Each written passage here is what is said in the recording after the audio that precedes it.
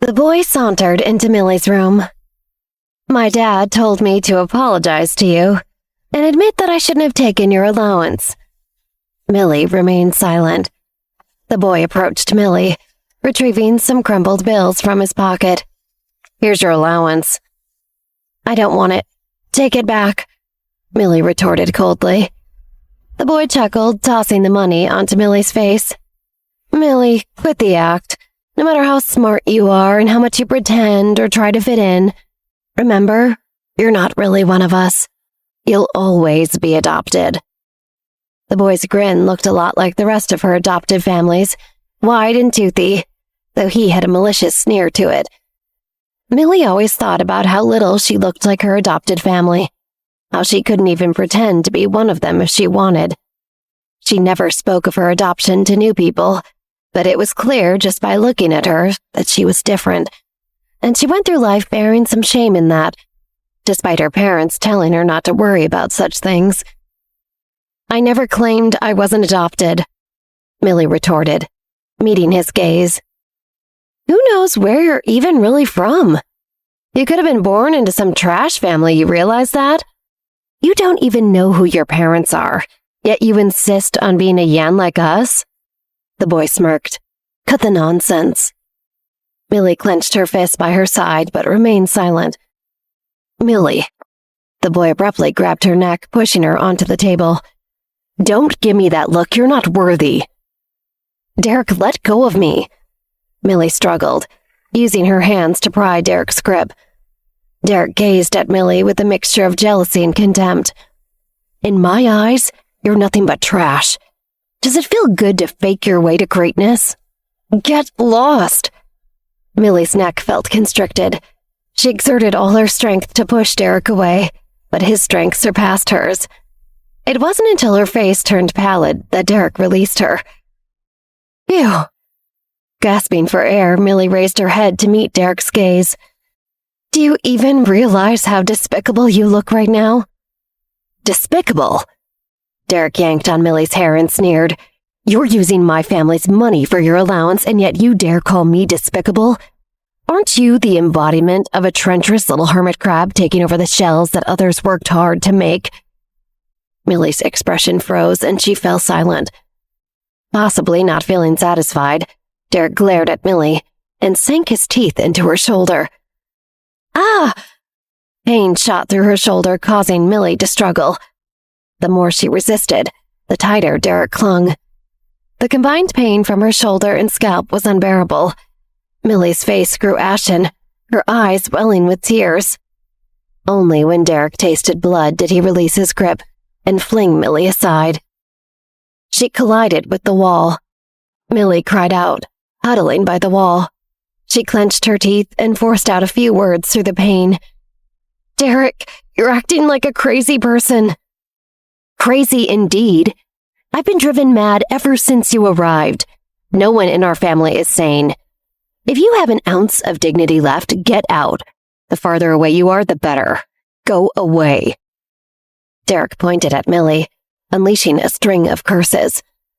Millie bit her lower lip and lowered her head slightly. Derek, what on earth are you doing? A shout echoed from outside the door. Their father, Principal Yan, stormed in and looked angrily at Derek. Stop pestering Millie! Derek chuckled, still tasting blood. Dad, I may seem crazy. What does that make you? Stop it! Principal Yan was taken aback. Ah! Derek spat out a mouthful of blood onto the floor, then unsteadily made his way out. Just before leaving Millie's room, he shot her a glance filled with hatred. Millie, are you okay? Principal Yan assisted Millie to her feet. Do you need to go to the hospital? Millie shook her head silently. I'm going to move out.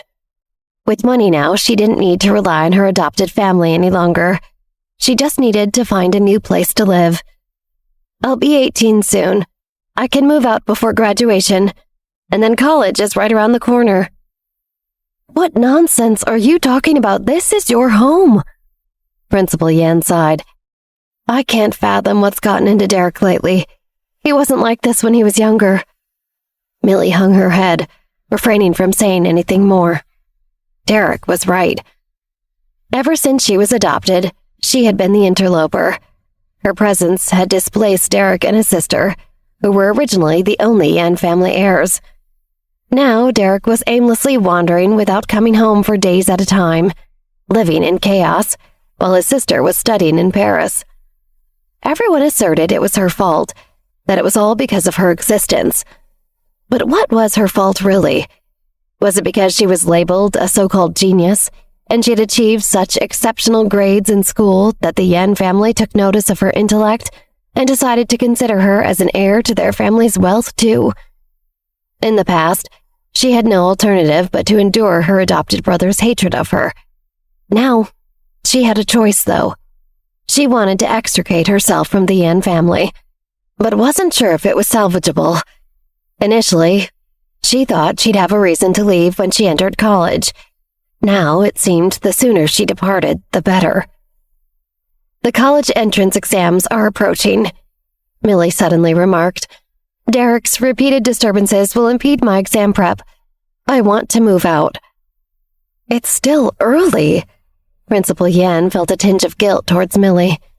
"I was the one who brought you back, but I didn't protect you properly. This was my failing as an adoptive father.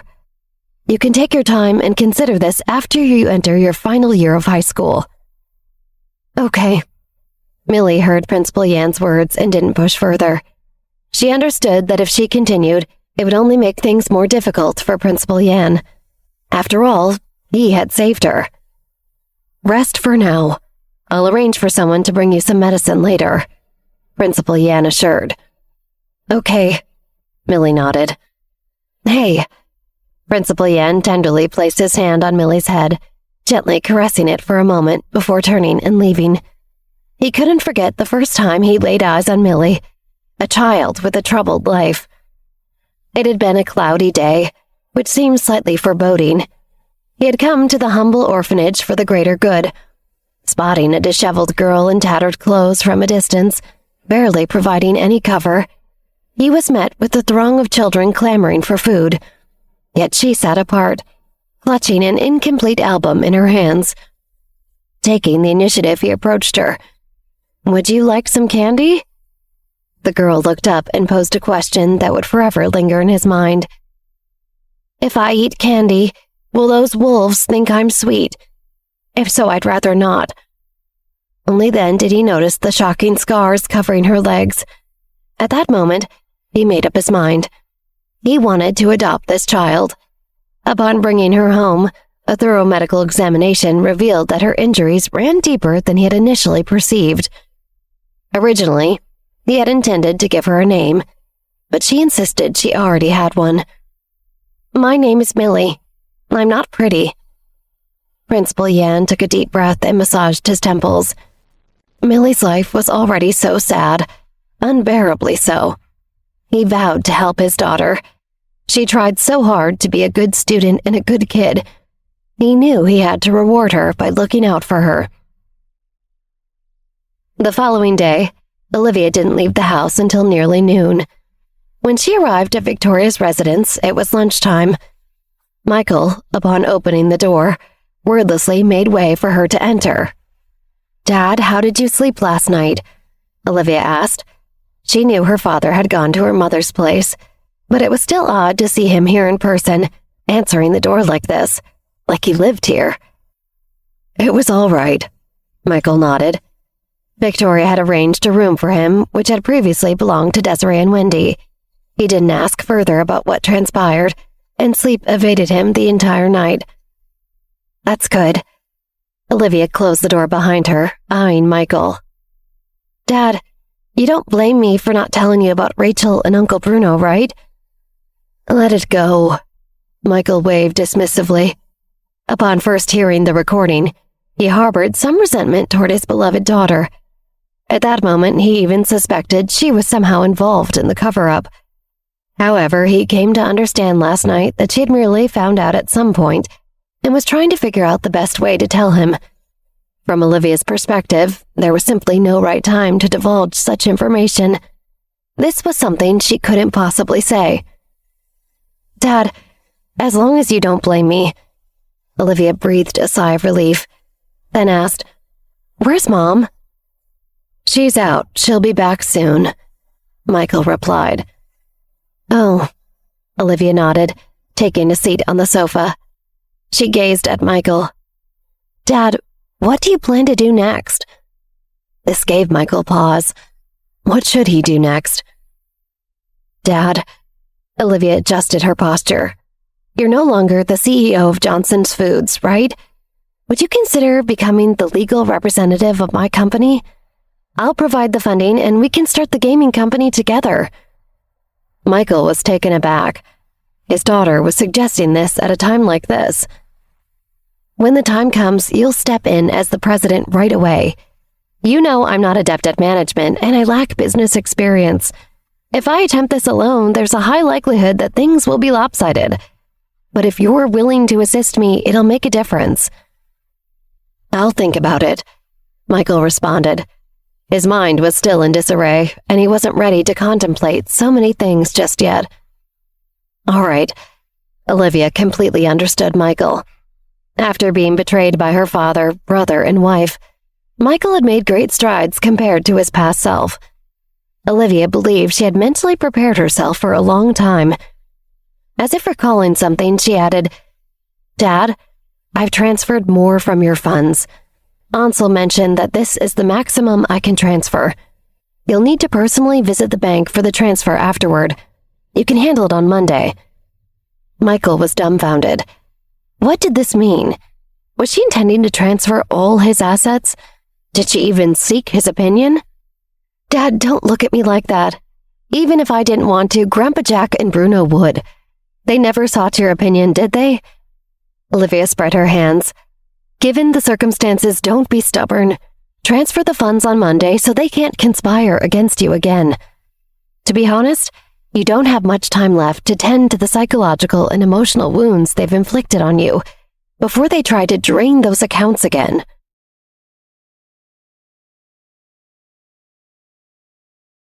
Olivia spoke the truth. Grandpa Jack and Bruno were ruthless. "Olivia," Michael sensed a difference in Olivia today. "What did you say?"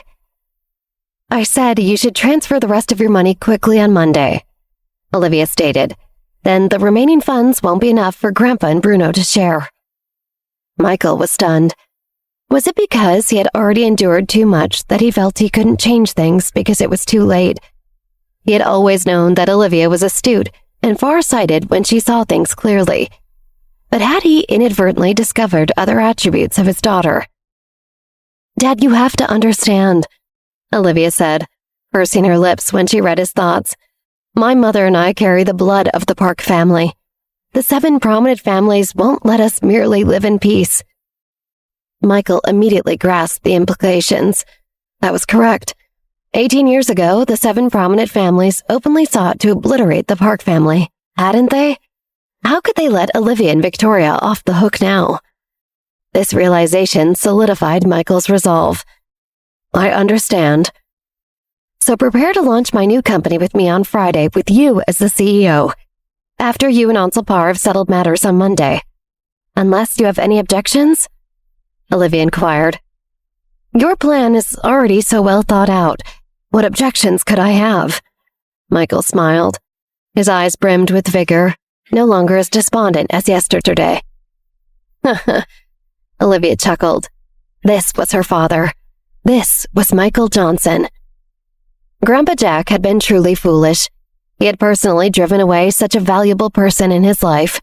How could Olivia not seize the opportunity to get closer to her father? Now, if she could turn his fortunes around in this life, perhaps she could save his life this time around too.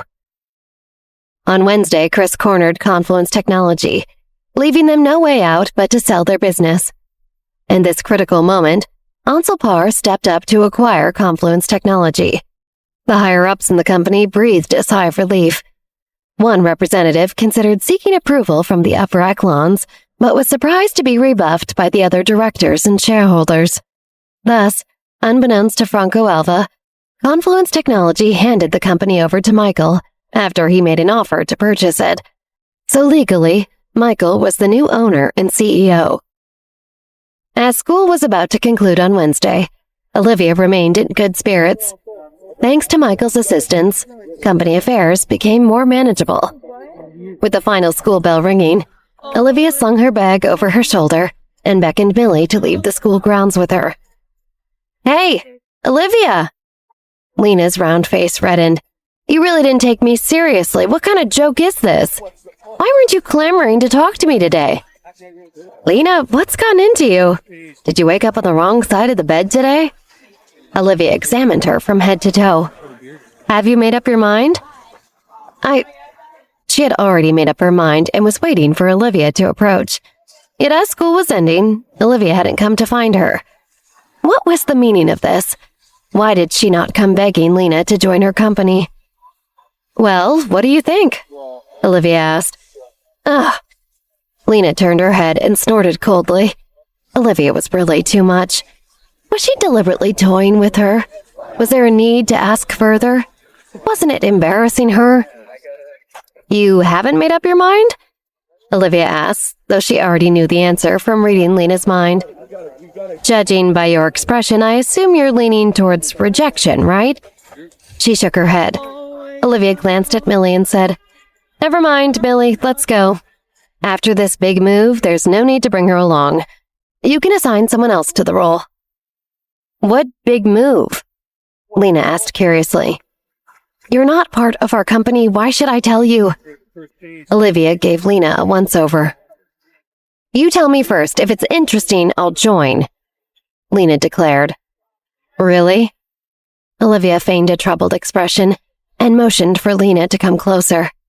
Lena immediately leaned in to listen. Watching from the side, Millie suppressed a laugh. "Do you still remember what you accidentally overheard that day?"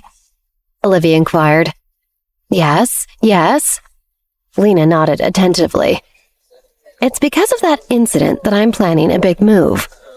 Olivia took a step back. "That's all you need to know. Let's go." "But you haven't told me what the big move is," Lena protested. Why did Liv stop short? "What's your decision?" Olivia asked with a smile. Lena bit her lower lip. "I'm in. I'll join." "That's a wise choice. A smart person knows when to go with the flow." Olivia reached out and draped her arm around Lena's shoulder, whispering a few words in her ear. Lena's expression shifted from curiosity to skepticism, then to astonishment. Finally, her eyes lit up as she gave a thumbs up. "Damn!" "That's just a taste of it," Olivia said with a smile. "Just watch closely. There'll be plenty of exciting things ahead." With the 7 big families preparing to act, how could she not be ready for them? "How about it? Joining us won't be bad, will it?" Millie asked with a grin. Not bad at all." Lena grinned before bidding farewell and making her way down the side hallway. Millie couldn't hold back her laughter any longer. "Olivia, how do you handle her? She was quite resistant to joining your company before. Not that I really understood why you asked her in the first place. She's an asset since she has so much expertise about how games are played. She could be a worthwhile addition to my company. But video gamers of her caliber tend to be very proud and haughty. To assert dominance, you need to rise above her, be even more arrogant, and keep baiting her," Olivia explained. She knew this move was risky, but time was pressing, and she had no other option. "Impressive," Millie commented with a smile. "Nothing out of the ordinary," Olivia replied, waving her hand. "You know what they say, it's lonely at the top." "Oh yeah, is that right, Miss Big Shot?" Millie teased, rolling her eyes. The two of them laughed as they left school. Upon returning to the Johnson family mansion, Olivia heard the sound of things falling inside. It was clear that Rachel must have lost her temper again. Ever since Michael left, Rachel seemed to be in a constant state of agitation. Olivia smiled. Good, she thought. May she never sleep easy again, until the day she dies at my hand. Ignoring the commotion, Olivia entered and headed straight upstairs. When it was almost time for dinner, she descended again. As she entered the dining room, she overheard Grandpa Jack whispering to Rachel, "My disobedient son has had enough time to burn off steam and vent his anger. Why isn't he home yet?" "Oh, sir, I don't know." Rachel's eyes welled up with tears. She didn't know if Michael was eating and sleeping well away from home. "You still have the nerve to cry? If you had behaved properly, none of this would have happened." Grandpa Jack snapped at Rachel. Everything that was happening with Michael right now was all because of this woman. If it weren't for Bruno, he would have kicked her out long ago. Rachel hung her head low upon hearing Grandpa Jack's words. Her eyes brimmed with resentment and grievance, feeling the weight of his blame. Whether it was cheating or any other matter, both parties bore responsibility. It wasn't just her. Michael and Bruno were also at fault. Why were they singling her out? She had only made a mistake that any human could make. Was this treatment necessary? "Call the business accountants and freeze all of my son's accounts. Let's see if he doesn't return then," Grandpa Jack declared coldly. A smile curled on Olivia's lips upon hearing this. Freeze an account that was already empty? She thought. How amusing. Without a word, Olivia quietly ate her dinner. If Rachel and Monica's malicious glares throughout the meal could manifest into real weapons, they'd surely pierce hundreds of thousands of imaginary wounds on Olivia. But Liv didn't mind. She enjoyed looking calm in the face of all the obvious hatred they were directing her way. After finishing her meal and setting down her fork, Olivia said, "I've eaten my fill. I should head back upstairs to finish my homework. Have a good night, everybody." Then she retreated to her room. Rachel and Monica were hardly worth mentioning at this point. As long as Monica didn't court her own demise, Olivia wouldn't make a move for now. After all, she had her father's future to secure, and she was still waiting for Bruno to return. If Bruno and Rachel were so in love, she didn't mind letting the whole world see that love. Those in love always needed the blessings of others. She could sense Grandpa Jack's dissatisfaction with her at the moment, but so what? If Grandpa Jack intended to cross her, he'd have to consider so many things, like Olivia's connections to so many important people now, people who could hurt him in retaliation. Olivia had never given much thought to Grandpa Jack. However, she would never harbor any favorable feelings toward him. 18 years ago, he schemed against the Park family, drove her mother away, subjected her family to the pain of separation, and ultimately pushed Michael to his death in her previous life. This old man was ruthless as well. Yet he was unaware that his interests might one day clash with Bruno. Would he still think he could impossibly impede Bruno's progress? On Thursday, Olivia was talking to her friends before class started, when suddenly they were interrupted by the annoying student council member, Amber. Olivia thought the smugness in Amber's eyes made one want to give her a good slap. "Hi, Olivia. I'm here on behalf of the student union and the school to inform you," Amber deliberately emphasized, "in case you forgot, that organizations formed by students within the school must be approved by the school. Olivia, your gaming company doesn't comply with the school's regulations. I'll offer you two options. One is to join the student union and become a school club under its authority." Amber paused for effect, then lifted her chin. "Or, alternatively," Amber cast a disdainful glance at those who spoke up earlier. She raised her chin and stated, "This illegal student-created organization of yours will be disbanded on the spot." Olivia rolled her eyes. She didn't even have the chance to tell this idiotic girl she'd already dissolved her company. Hell, she'd already gotten started creating a new one that could never be accused of being associated with the school in any way. "So, what'll it be?" Amber asked. Olivia clapped her hands and remarked, "I've witnessed smug behavior, but rarely have I encountered such audacious and polished smugness. What would you and your little student council members do if I refused to join the student union and didn't disband the company?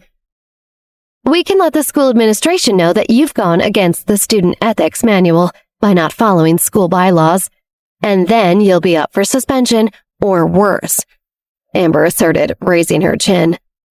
Wow, so formidable, Olivia observed Amber's haughty demeanor. She leaned forward, propping her hands on the table with a devilish smile. It's like being pursued by a bunch of mall cops.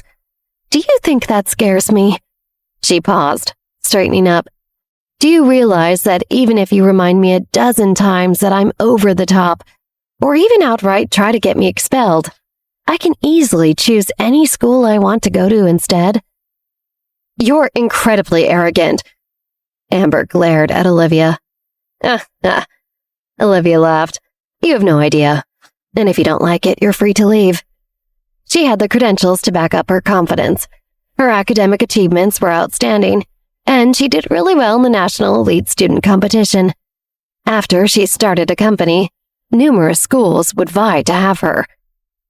Olivia, I know you're very self-assured, but even if you can protect just yourself, how do you know if all the people who are in your company will feel if they know they could get in trouble? Amber suppressed her inner frustration, taking a step back to inquire. What do you mean? Olivia asked. Listen closely. This directive isn't just aimed at you, but at everyone who worked for your gaming studio. Amber asserted proudly. You all ignored school rules about starting organizations and you engaged in rule breaking. So you all are eligible to face the same consequences. Amber locked eyes with Olivia. It could even result in immediate expulsion. Oh my God, Millie rolled her eyes. Do you even understand how anything works? Nobody takes the school ethics handbook so literally. Has anyone even read it? You're like the only person who cares about this, Amber. Get a life. Our business operated outside of the school and literally no one minded, so stop making a spectacle of yourself. You! Amber's expression shifted. She had thought she could compel Olivia and her peers to take her more seriously, but she was met with a direct and biting retort. And as for trying to get us expelled or suspended, Millie grinned, spreading her arms. Be my guest. Let's see who actually manages to expel me. You think you can expel the top student in the entire country? Sam Feinstein chuckled. The principal would only agree if he had lost his mind. Amber's face darkened further. In this world, the most coveted resource for all schools was top-tier academic rankings, and Millie, being such a brilliant prodigy, was a coveted mind. She scored in the top 10 in national standardized test rankings and academic competitions consistently. Marshall High School would never relinquish such a gem. Yet, if Millie were not expelled, the other students would struggle to keep up. When Amber was informed of this, she had been quite pleased, thinking she finally had a chance for revenge. Little did she know she'd be met with a sharp rebuke the moment she arrived. Unseemly. Olivia shook her head playfully. It's just too unseemly.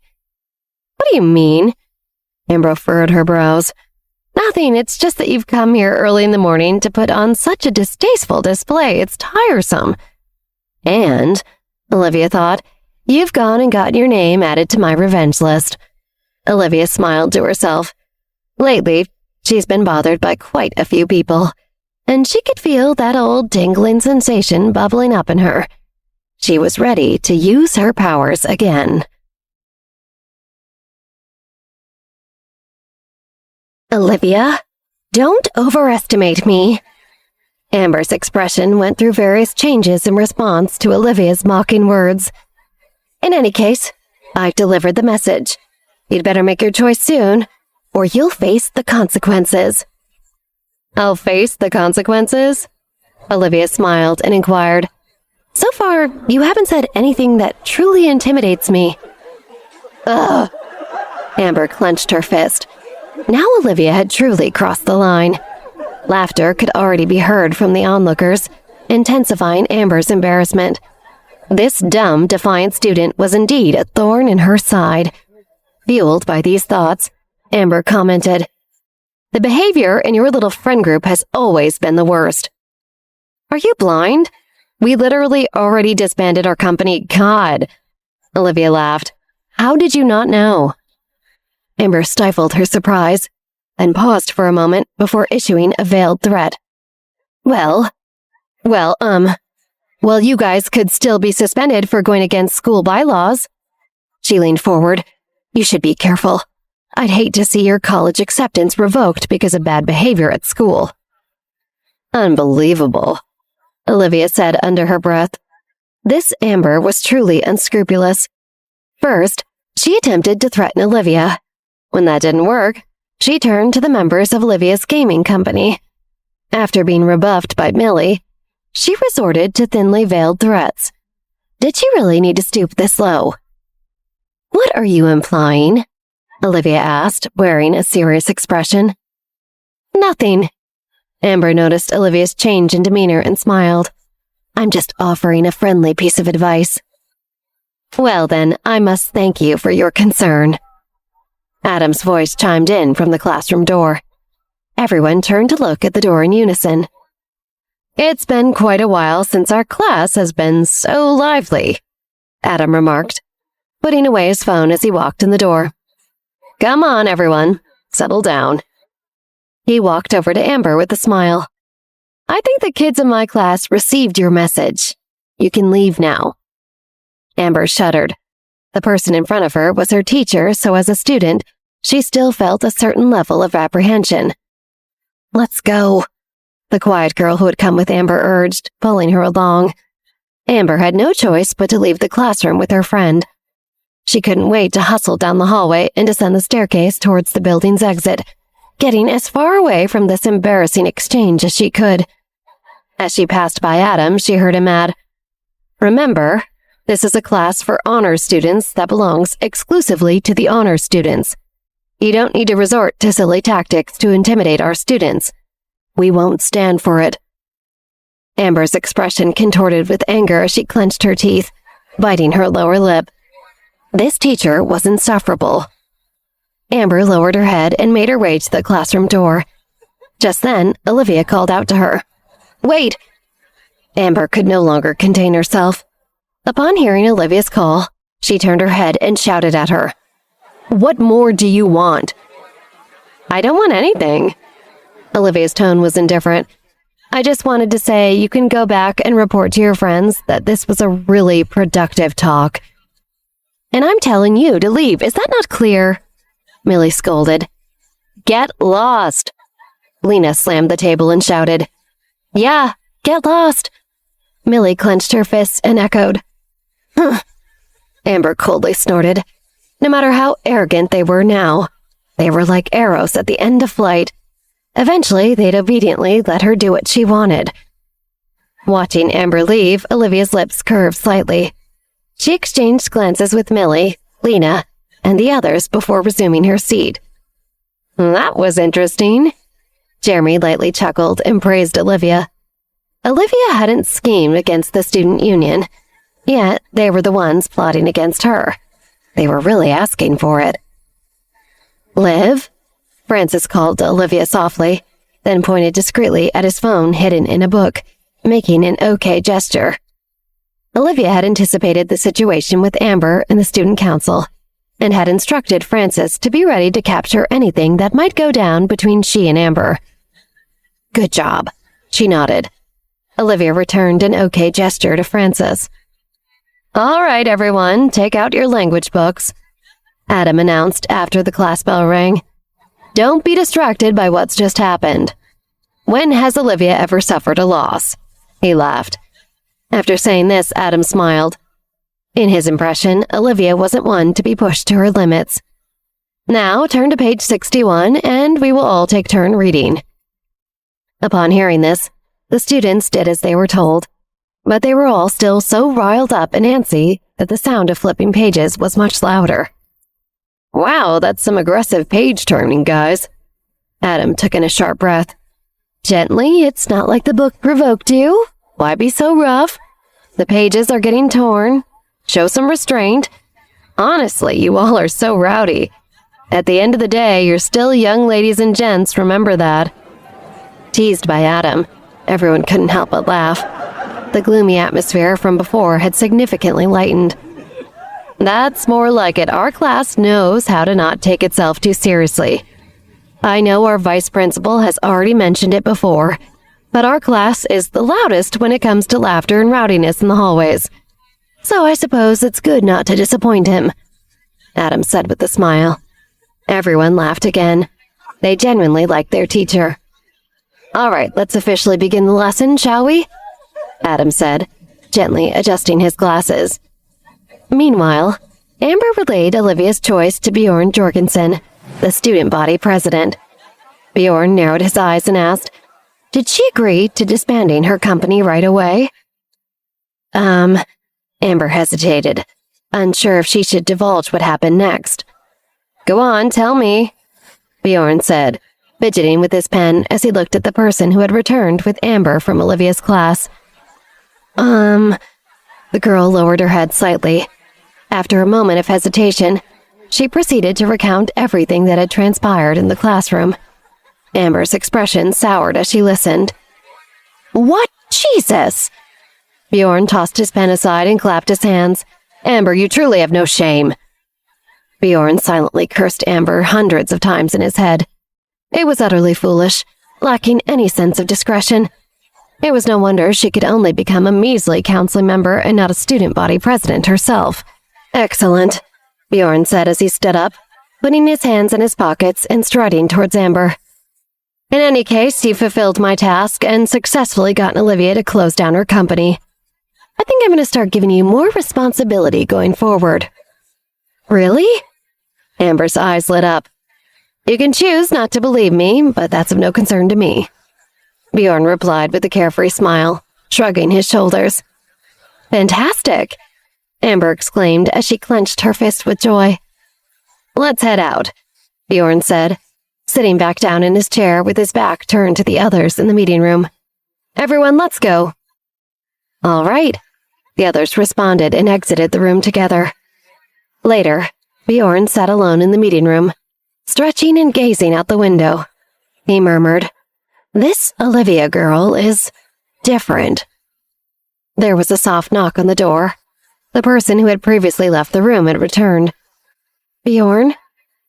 "Come in and speak to me." Bjorn gestured with his finger. "What's the matter?" The girl closed the door behind her and approached Bjorn. "President, I don't believe Amber handled that situation with Olivia Johnson perfectly." "Oh?" Bjorn looked at the girl, a trace of amusement crossing his eyes. He was quite bored at Marshall High School and saw this as an opportunity for entertainment. "Explain yourself." "Amber's behavior was inappropriate," the girl said, pursing her lips. "This could leave a negative impression on the other students, and that's not ideal. Furthermore, I believe that matters of this nature should not be handled with such force. There ought to be more tact involved. Amber allowed personal grievances to interfere when carrying out her mission." "Is that so?" Bjorn pretended to be in a dilemma. "Even if I were to agree, it would be quite challenging to do anything about it now." The girl lowered her head slightly, wondering if she had acted too rashly. "I apologize for any inconvenience," she said. She too had grown weary of Amber's attitude, because Amber frequently disregarded the student council president's directives, and she had a generally smug attitude towards everyone. "What's your name again?" Bjorn asked. "Yaya," the girl replied. "Yaya, that's a nice name," Bjorn smiled, adding, "It makes you think of being in a good mood, having a good time." Thank you," Yaya responded, her face turning slightly red as she nodded. "Yaya, I understand that you struggle with expressing yourself sometimes. You're quiet, but I came to Marshall High pretty late and joined the student union after you. And it's not just about popularity. Honestly, you have some trouble communicating," Bjorn said, rising and taking Yaya's hand. "I want to make a positive impact too. I aim to improve the students' experience. Do you grasp this?" "Yes, I do," Yaya affirmed. "It's great that you understand," Bjorn said, releasing her hand. "You are Amber's friend, right?" "Yes," Yaya confirmed. "How about this? Assist me in supervising her," Bjorn suggested, turning away with a playful look in his eyes. "If she crosses any boundaries, Find a way to gather evidence for me. Yaya hesitated. Was this truly acceptable? It's not only for her, there are others as well, Bjorn added, facing Yaya again, his eyes filled with sincerity tinged with a touch of disappointment. If it proves troublesome for you, then forget it. I'll find another way to keep tabs on Amber. No, it's fine. Yaya looked at Bjorn and nodded resolutely. I'm willing. Truly. Bjorn approached and held Yaya's hands. Truly. Yes, Yaya affirmed. I also hope that the student council will be able to achieve everything it sets out to. Then, starting today, you're my trusted confidant. Bjorn beamed and patted Yaya's shoulder. Confident? Yaya's face reddened, and she felt her heartbeats grow erratic. Yes, Bjorn nodded. Head back to class for now. Don't let your studies suffer. All right, Yaya nodded and left. As she walked, it felt like her feet were treading on air, light and buoyant. Bam! The door clicked shut. Bjorn huffed and retrieved a white handkerchief from his pocket. He wiped his hands and tossed it into a nearby trash can. What a dull, simple girl. He turned around, glancing out the window. Bjorn's brow furrowed slightly.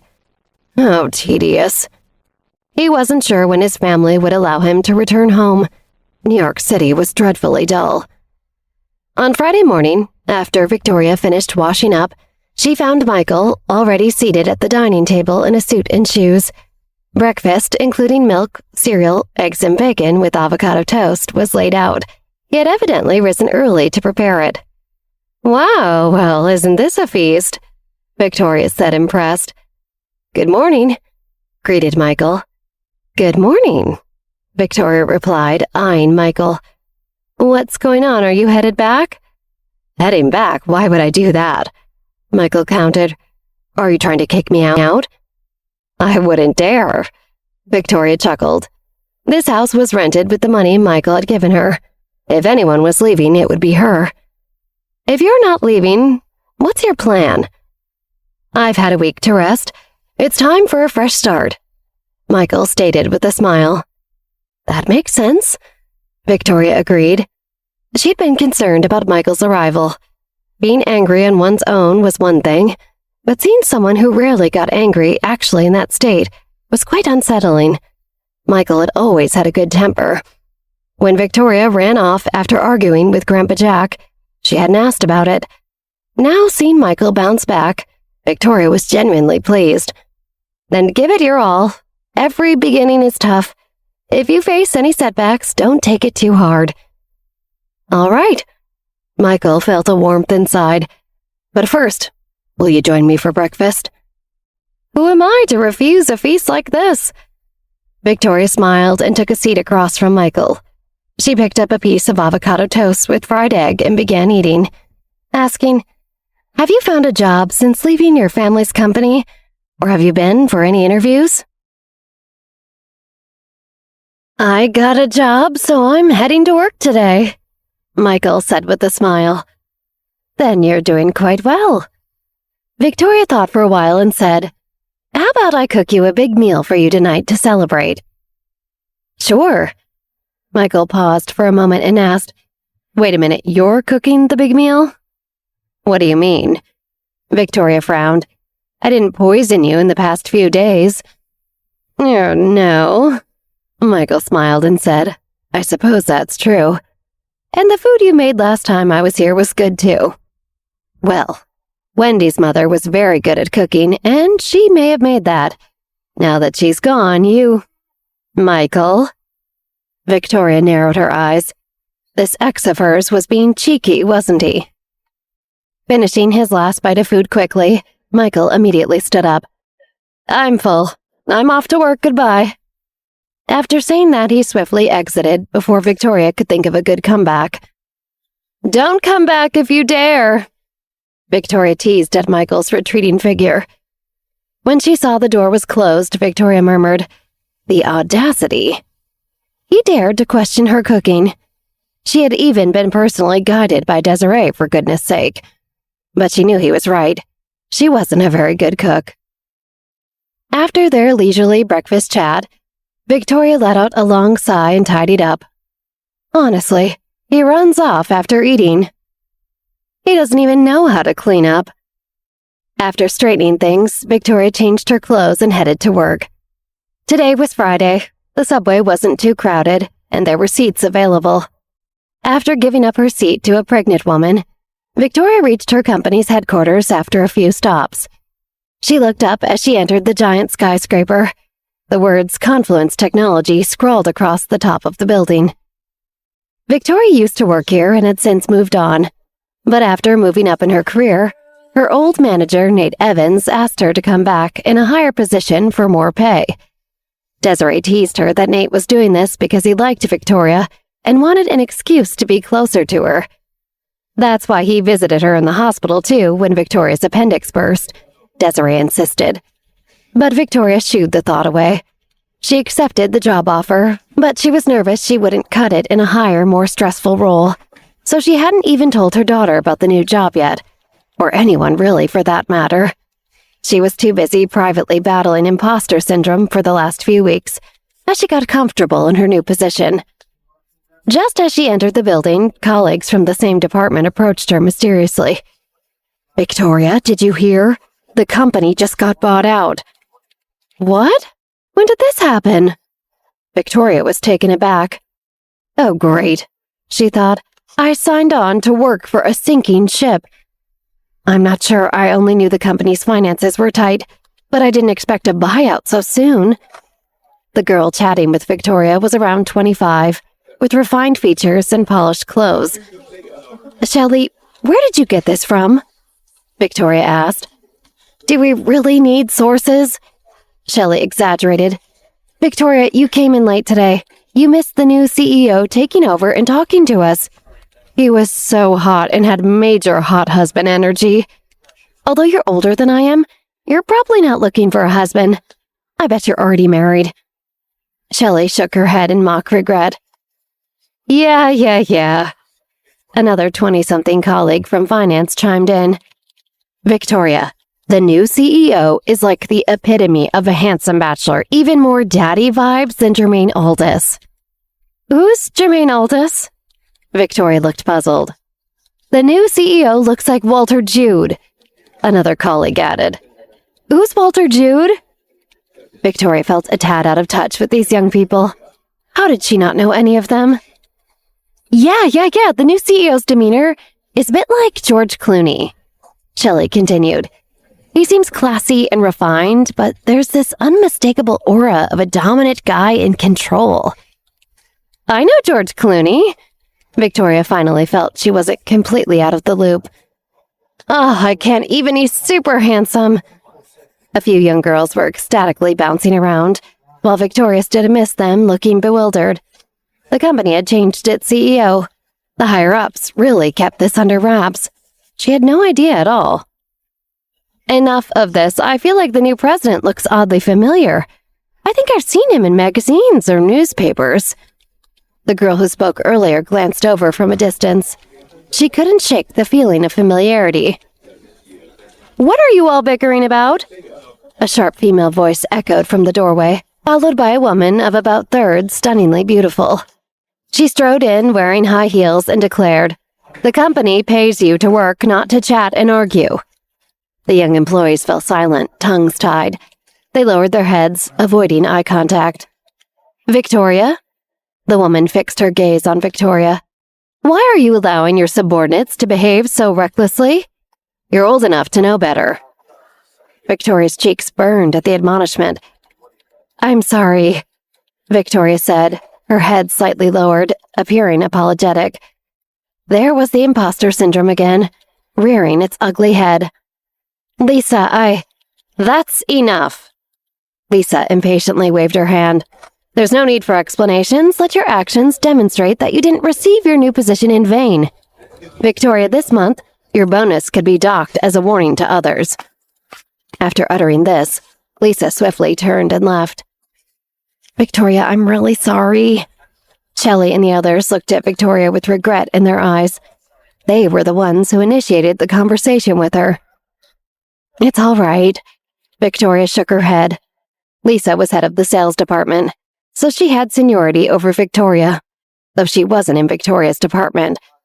But Victoria was the most senior team member present in the accounting and finance department at the moment, so she knew she could show a little leadership right now. Everyone, get back to work. After letting out a sigh, Victoria returned to her desk and powered on her computer.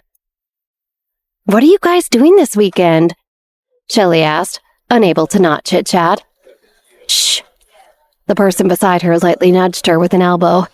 Shelley took the hint and stopped talking. "Why so hush-hush?"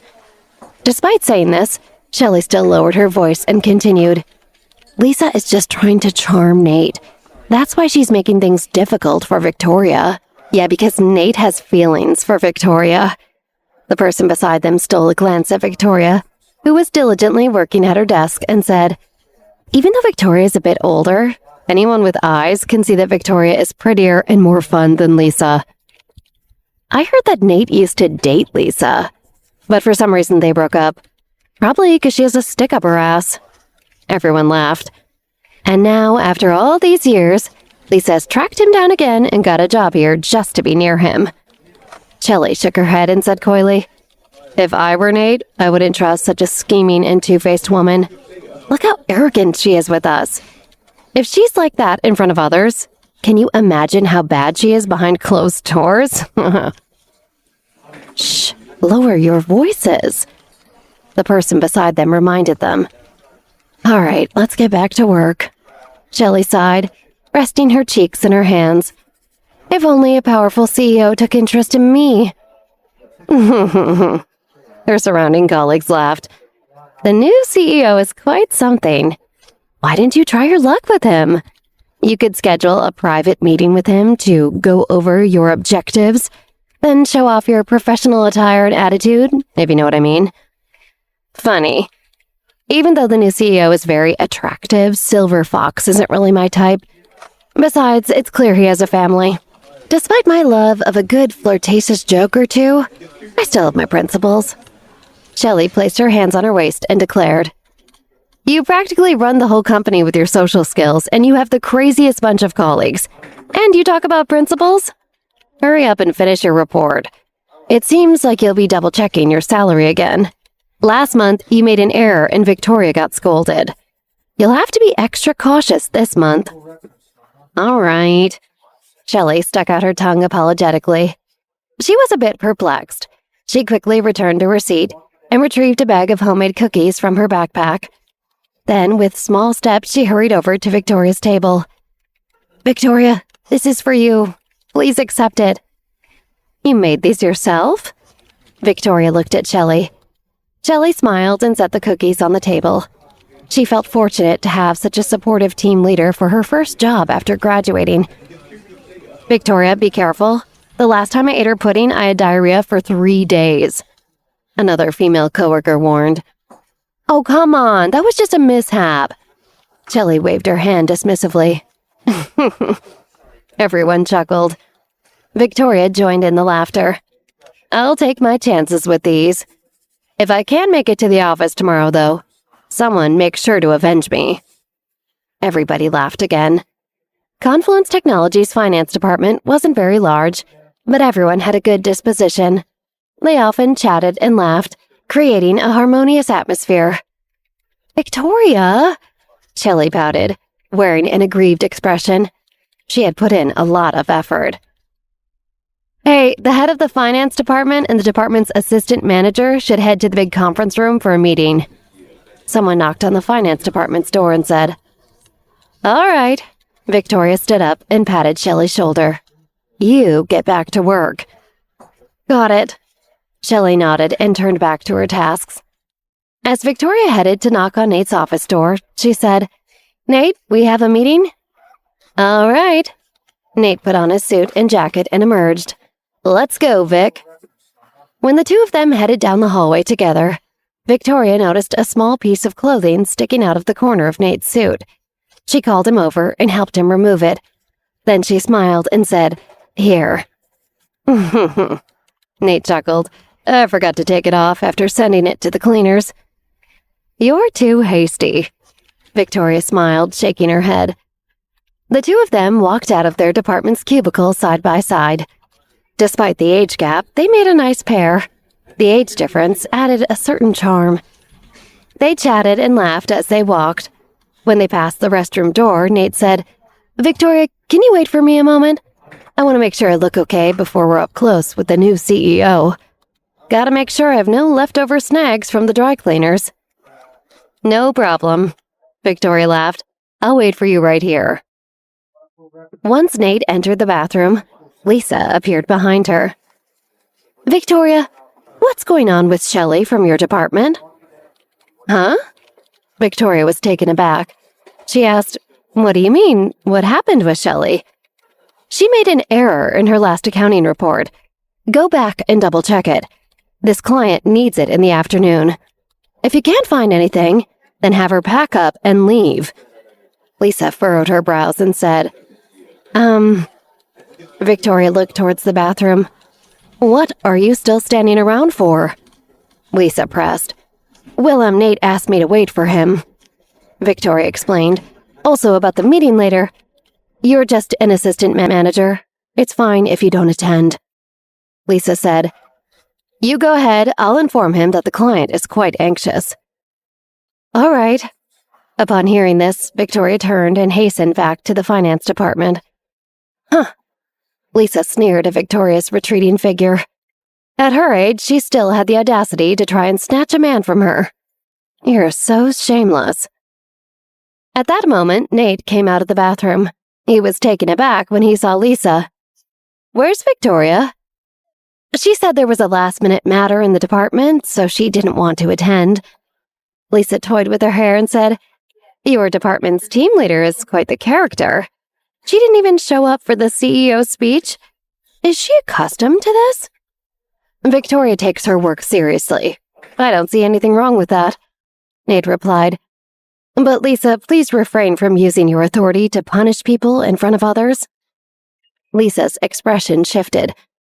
"This morning, your department was the one making a racket. I was the one who—" "It wasn't even official work hours yet," Nate said. "If my department wants to hang out and talk before work, that's okay." Lisa had nothing further to say. "Given that, there's no need to say anything next time, right?" Nate proposed. "Are you being overly lenient to her?" Lisa felt a twinge of bitterness. "I believe there's nothing wrong with showing concern for your department members," Nate asserted. With that, he turned and walked away. Lisa, fuming, took a deep breath before following him. Victoria won't get away with this favoritism, she thought.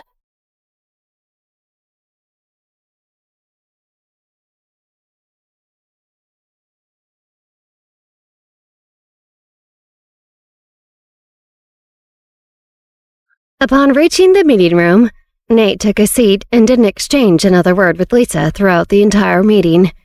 Lisa was seething with frustration, but there was nothing she could do. "Nate, where's Victoria?" the Business Development Department manager asked curiously. This was the new CEO's first day in office. Everyone was saying that this new leader was very popular. Did Victoria get into some trouble?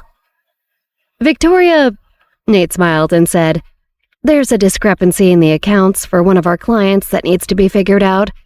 I asked Victoria to stay behind and review it." "It's tough on Victoria." The manager shook his head.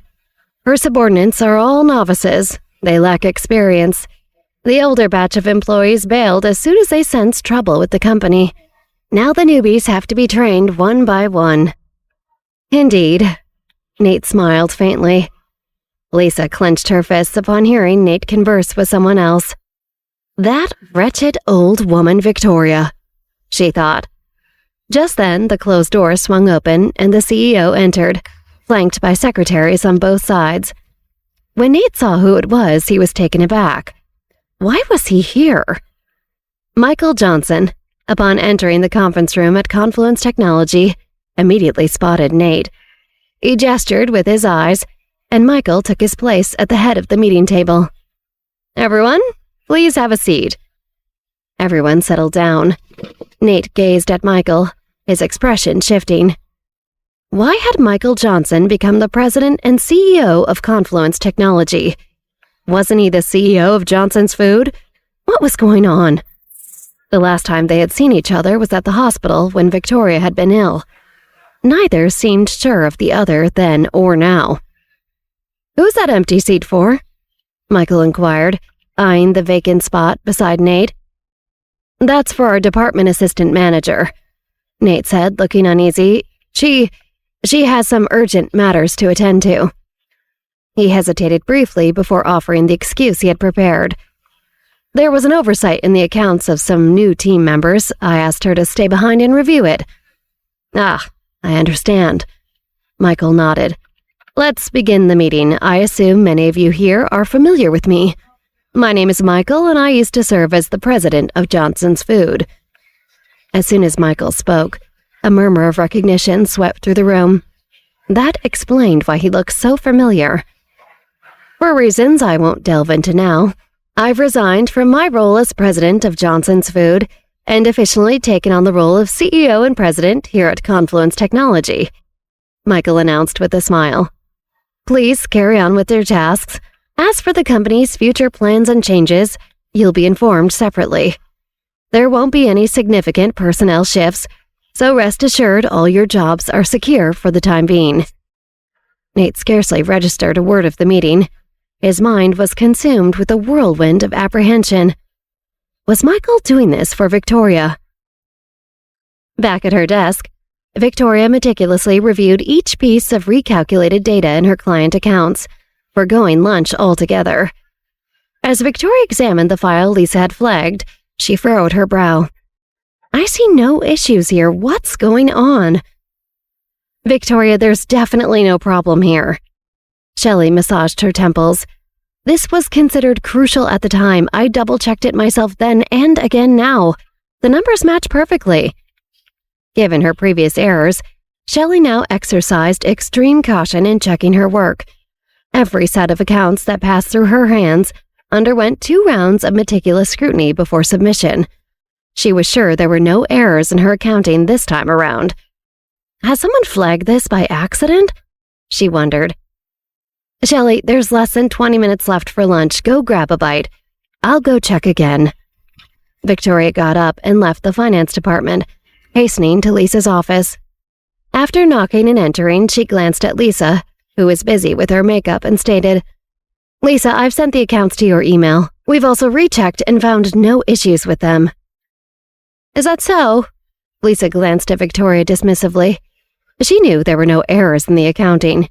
She had fabricated that excuse simply to dissuade Victoria from attending the meeting with Nate. The client hadn't mentioned any issues with the accounts.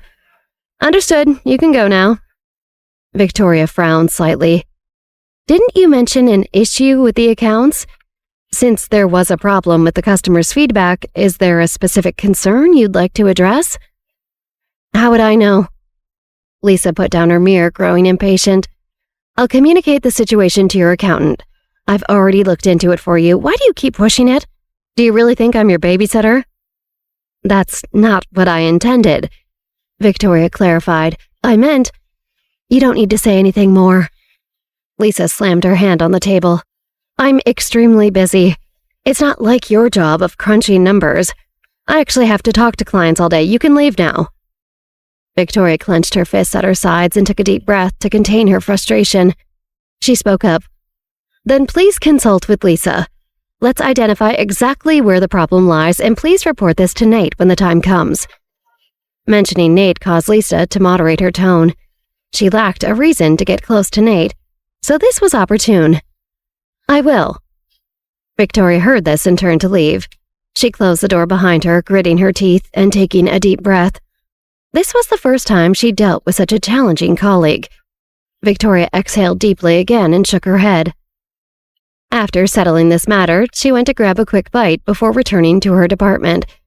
Rubbing her empty stomach, Victoria headed to the first floor, purchasing a bag of bread and a carton of milk. She then took the elevator to the rooftop on the highest floor. It was accessible to all employees, and the weather was pleasant.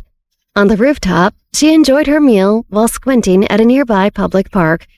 It looked inviting, especially in the midsummer weather. Standing on the uncovered rooftop, she gazed at the trees with longing. I should take Liv on an outing this weekend, Victoria contemplated. Perhaps she could also invite Michael to join. Liv would probably appreciate that. As she thought this, Victoria was momentarily taken aback. Why had he suddenly come to mind? They had been divorced for 18 years. Living together now was an unexpected turn of events that left Victoria feeling quite awkward. Yet it wasn't in her nature to ignore Michael, who had only recently left the Johnson mansion. Olivia had assured her that the Park family matters were unrelated to Michael. His own family overseas was doing well. Still, it was odd that they were suddenly sharing the same roof. Back when she was still at the Johnson mansion, contemplating divorce, she had felt sympathy for Michael. As the eldest son of the Johnson family, he'd never truly found his footing. Always overshadowed by his father Jack and brother Bruno, he even risked being cast aside at any moment. Seeing him emerge from the Johnson mansion had been a source of joy. But what lay ahead now? Victoria finished the last bite of bread and sipped her milk. She let out a sigh. She could only tackle things one step at a time. Michael had just landed a job. She couldn't just ask him to leave. After all, the house was also under Michael's name. If anyone was to move out, it would have to be her. After tossing the trash into the bin, Victoria lazily stretched her body. She had been facing the computer screen all morning, dealing with a slew of numbers and complex instructions. Now, gazing into the distance, her eyes welcomed the break. As she turned to leave the rooftop, she noticed some smoke drifting over from the other side. Tilting her head, she assumed it must be a colleague taking a smoke break.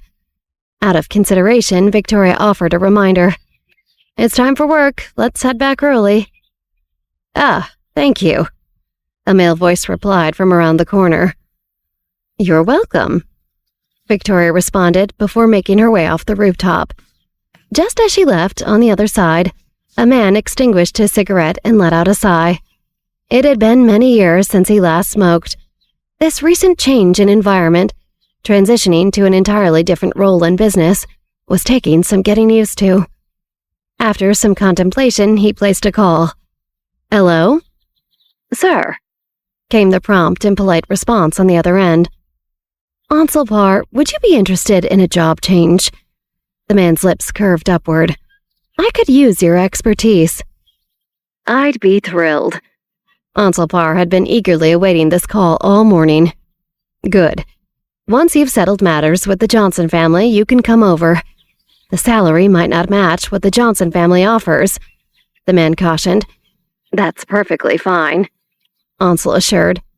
All right, that settles it, the man said before hanging up. He then descended the rooftop. As he reached the stairs, someone greeted him. Hello, Mr. Johnson. Yes, hello, the man responded, continuing on his way to the office on the other side of the building. Along the corridor, however, he paused, his gaze fixed on the back of a woman not far away. Victoria? Just as he was about to speak up, he saw her engaged in conversation and laughter with the approaching man. Victoria, did you enjoy your sandwich for lunch? Nate looked at Victoria with a smile. Huh? How did you know? Victoria was taken aback. Nate chuckled and reached over to wipe a crumb from Victoria's mouth. You still had a little on your lip. Victoria laughed in embarrassment, realizing she hadn't noticed. Well, it seems we're even now, Nate smiled and said, referring to the morning's incident with the suit cleaning and tagging. Yes, Victoria nodded. Are you heading back to the department? Yes, let's go together. Nate offered his gaze briefly, lingering on the man in the distance. His eyes held a depth of thought. With a nod, Nate and Victoria strolled away from the corridor, chatting amiably as they headed toward the finance department. Michael frowned as he observed the two of them walking away together. Sir, someone hurried over. The president of Rainbow Electronic Technology is here for a visit. He's waiting in the reception area. There was no prior appointment. He just kind of showed up. No appointment? Michael's eyes filled with suspicion. Why hadn't he been informed of the visit from the president of Rainbow Electronic Technology earlier? Yes, the secretary looked apologetic. It was quite sudden for him to arrive unannounced. Is it an urgent matter? Michael inquired. Well, the secretary hesitated, unsure whether a man of his position would share details with the secretary. I suppose I'll find out even without an appointment, Michael decided. I'll go see him right away. It was clear that working with Ansel Parr was more straightforward. Meanwhile, at Marshall High, the first class after lunch had just ended, and Olivia stretched languidly. In her chemistry class, she looked around, thoroughly perplexed. Even in her rebirth, she remained very much a humanities student, and felt like she couldn't understand science even if someone paid her to learn it. Let's go, next up is gym class. Let's take a stroll outside. Millie approached Olivia, giving her shoulder a pat. All right, Olivia agreed. Lena, shall we? I don't want to. Lena rested her head on the table. It's so hot, I'd rather stay inside. The classroom is much cooler, especially with the fan. The teacher won't make us run next class. We'll take you to a cool spot, Millie enticed, hooking her finger. Is it cooler than the classroom? Lena inquired, lifting her head. Yes, Millie affirmed. Then let's go. Lena relented. The heat was becoming unbearable for her. The three of them stepped out of the classroom with smiles on their faces. Just as they took a step, however, Lena quickly withdrew her foot. It was scorching. She prayed that she could just return to her air-conditioned room for some gaming. Come on. Olivia used her hand to shield the sun and waved at Lena. Looking up at the blazing sun, then at Olivia and Millie beckoning her, Lena swallowed hard. She felt sweat trickle down her face and onto her collar. The ground seemed to cast a shadow. It was the heat wave rising from the pavement. The small strip of ground beneath their feet now appeared as a gaping chasm. She couldn't muster the courage to step forward. It was just too hot. What are you waiting for? Millie urged Lena. Let's find some shade under the trees in the field. We'll take you somewhere cooler after class. Lena swallowed another mouthful of saliva. All right. Gathering her resolve, she clenched her fist, about to step out, when she felt a coolness against her neck. Turning around, she was met with a pair of sparkling eyes and a smile. I've got a cold drink for you. Frances placed an icy sports drink on Lena's neck. Oh, God, thank you. Lena took the drink and promptly applied it to her face. The cool sensation spread throughout her body, and she let out a long exhale, muttering, I'm saved. Liv, here. Frances passed another bottle to Olivia from the bag. Did you go shopping? Olivia glanced at Frances, Steve, and Zach. No wonder you disappeared after class. Thanks. Millie accepted the cold drink from Steve and asked, Where's Jeremy? He mysteriously dashed out to answer a call after class. I have no idea where he went. Steve shrugged. Speaking of the devil, Frances waved and called out, Jeremy, this way. Not far off, Jeremy noticed the approaching group and stopped in his tracks. His gaze lingered on Olivia's face. He seemed to want to say something, but hesitated.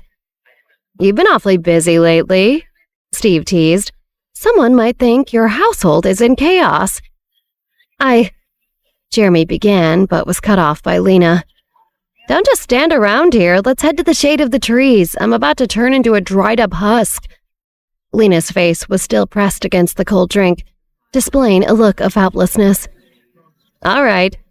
Everyone nodded and made their way to the tree's shade. Francis recapped the drink he just had and adhered it to Lena's other cheek. Here, I'll let you borrow this for now.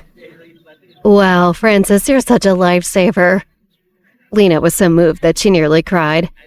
After standing in the shade for a short while, the class began. Lena appeared reluctant to part with the cold drink bottle. Fortunately, the teacher understood the heat and didn't give them a hard time. After gathering together, they quickly dispersed. Olivia and Millie fulfilled their promise and brought Lena to the rooftop of the teaching building. As they opened the school building's door, they felt a breeze. Moreover, judging by the sunlight, there was a wide expanse of coolness.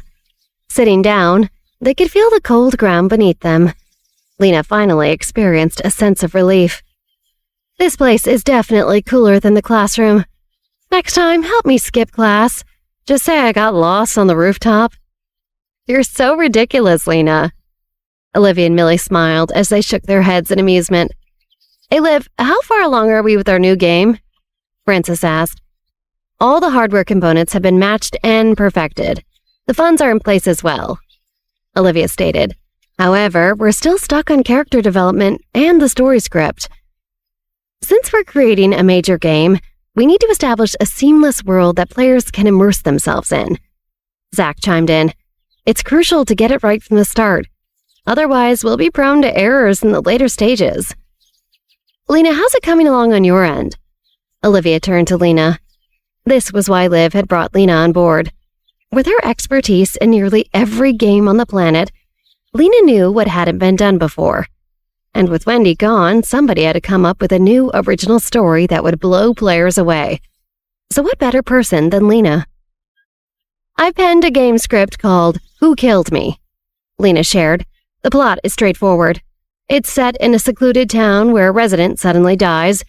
Subsequently, suspicion runs rampant among everyone, leading to players turning against each other. Your main objective is to ensure you don't get killed. So it's player versus player? Zach sought clarification. Yeah, all the town's residents are players. Lena yawned. Of course, there are non-player characters, but the players must stay alive. What happens if they die? Is it game over? Millie asked curiously.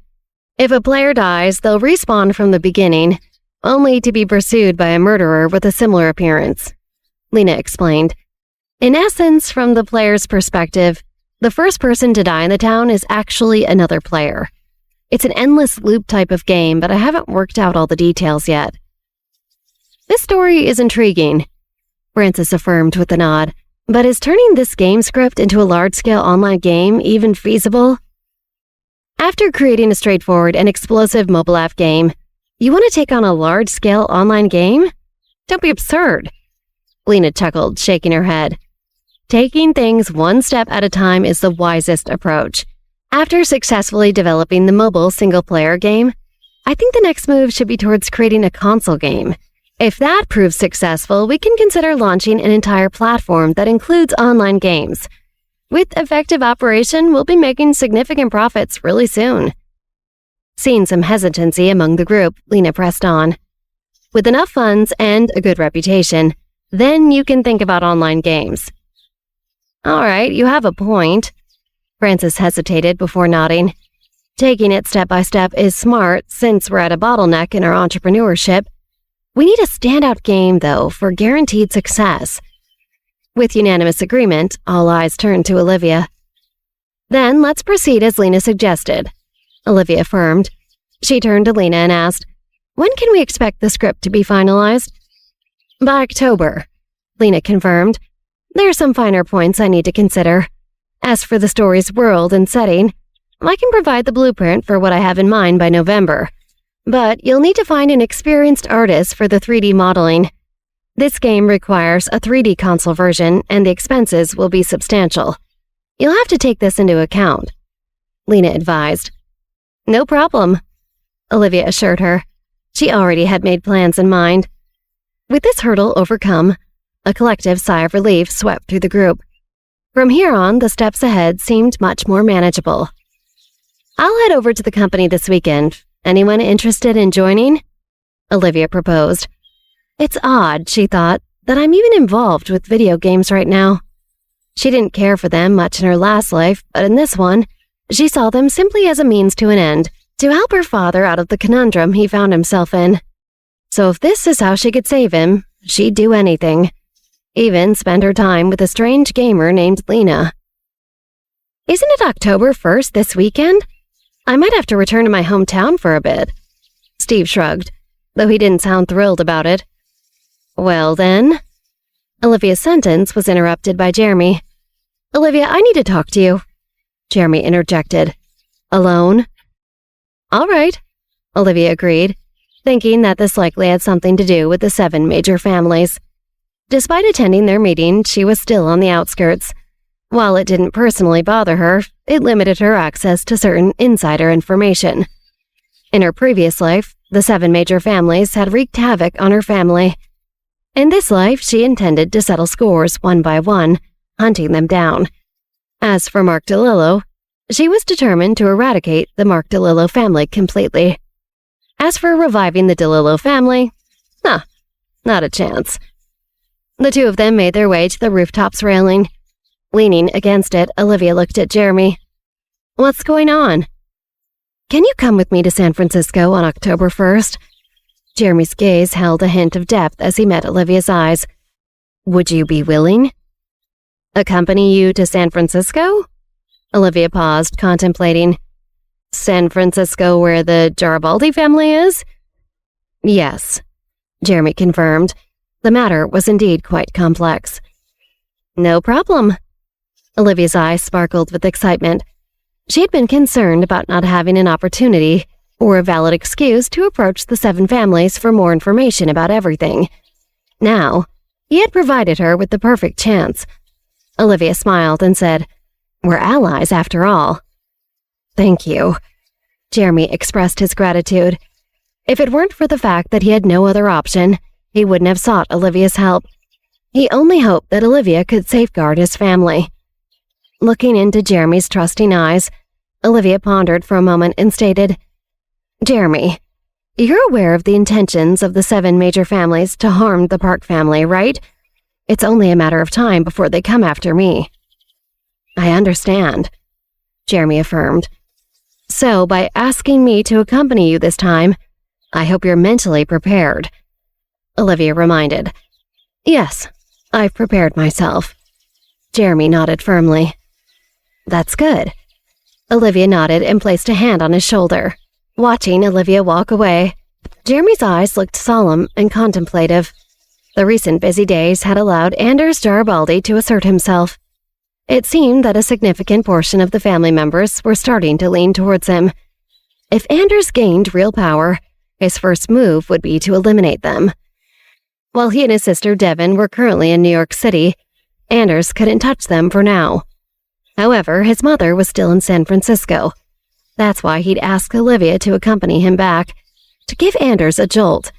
He needed to gather more support than Anders to instill a sense of fear in him. Only then could he ensure his mother's safety in San Francisco.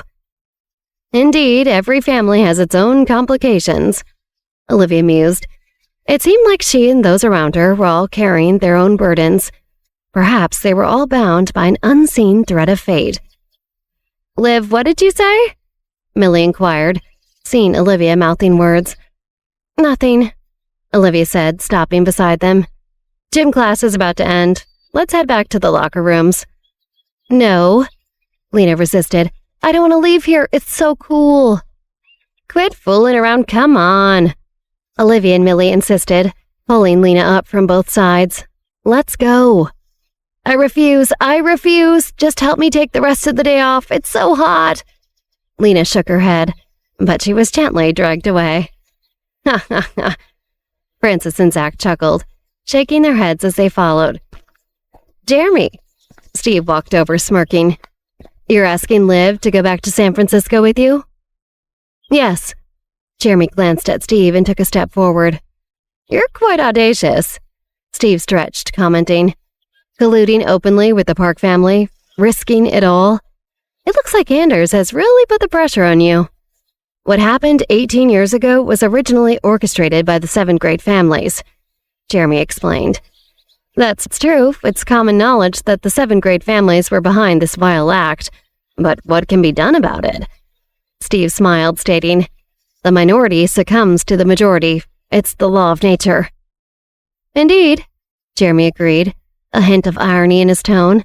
Otherwise, you wouldn't have been banished to New York City. Steve chuckled self-deprecatingly. You're right. Adopting a more serious expression, he continued, If you're asking Olivia to go back to San Francisco with you, can you assure her safety? Being both a descendant of the Park family and a connection to Chef Theodore Jones, made her an enviable figure. Jealousy was thick in the air, and there were countless individuals sharpening their knives in the shadows, keeping a close eye on her. "I will protect her, trust me," Jeremy asserted before taking a step forward, leaving Steve behind. "Good. It'd be for the best," Steve muttered, watching Jeremy's retreating figure.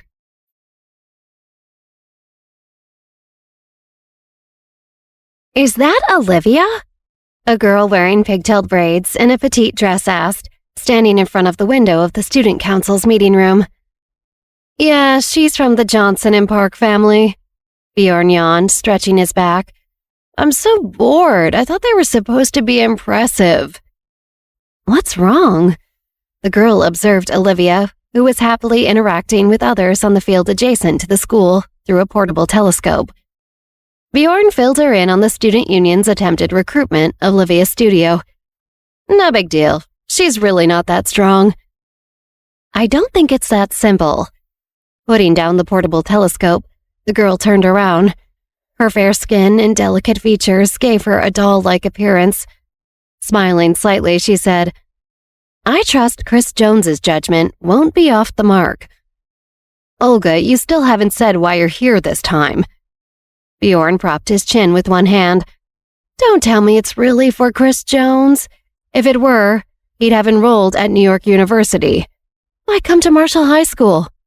"Because of her." Olga Jorgensen extended her fingers, tracing Olivia's outline on the glass window. "The family has given orders to keep an eye on her and restrict her movement if possible, and when necessary, to even eliminate her. The family will take responsibility for any consequences." Bjorn let out another yawn. "Which faction are you siding with this time? Even within our family, there are two factions."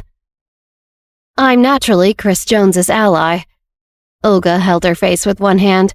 "Even just from appearances, our distant cousins Sven and Chris Jones are far more handsome than you." "What a superficial reason to pick a side." Bjorn glanced at Olga. "You stand on Chris Jones's side, yet you want to eliminate his fiancée? American elite families are truly chaotic." "It's not me, this is the will of the family. As long as she doesn't cross certain boundaries, she'll be safe." Olga spread her hands. "I can't do much if she wishes to bring harm upon herself. After all, the Jorgensen family exists to clear away any obstacles for the Jones family." "Is that sort of thing really an obstacle for the Jones family?" Bjorn scoffed. "Don't kid yourself." "Bjorn?" Olga placed her portable telescope into her lace bag, her eyes turning cold. "Don't blame me for not warning you. Don't underestimate her." All right. Bjorn waved his hand dismissively.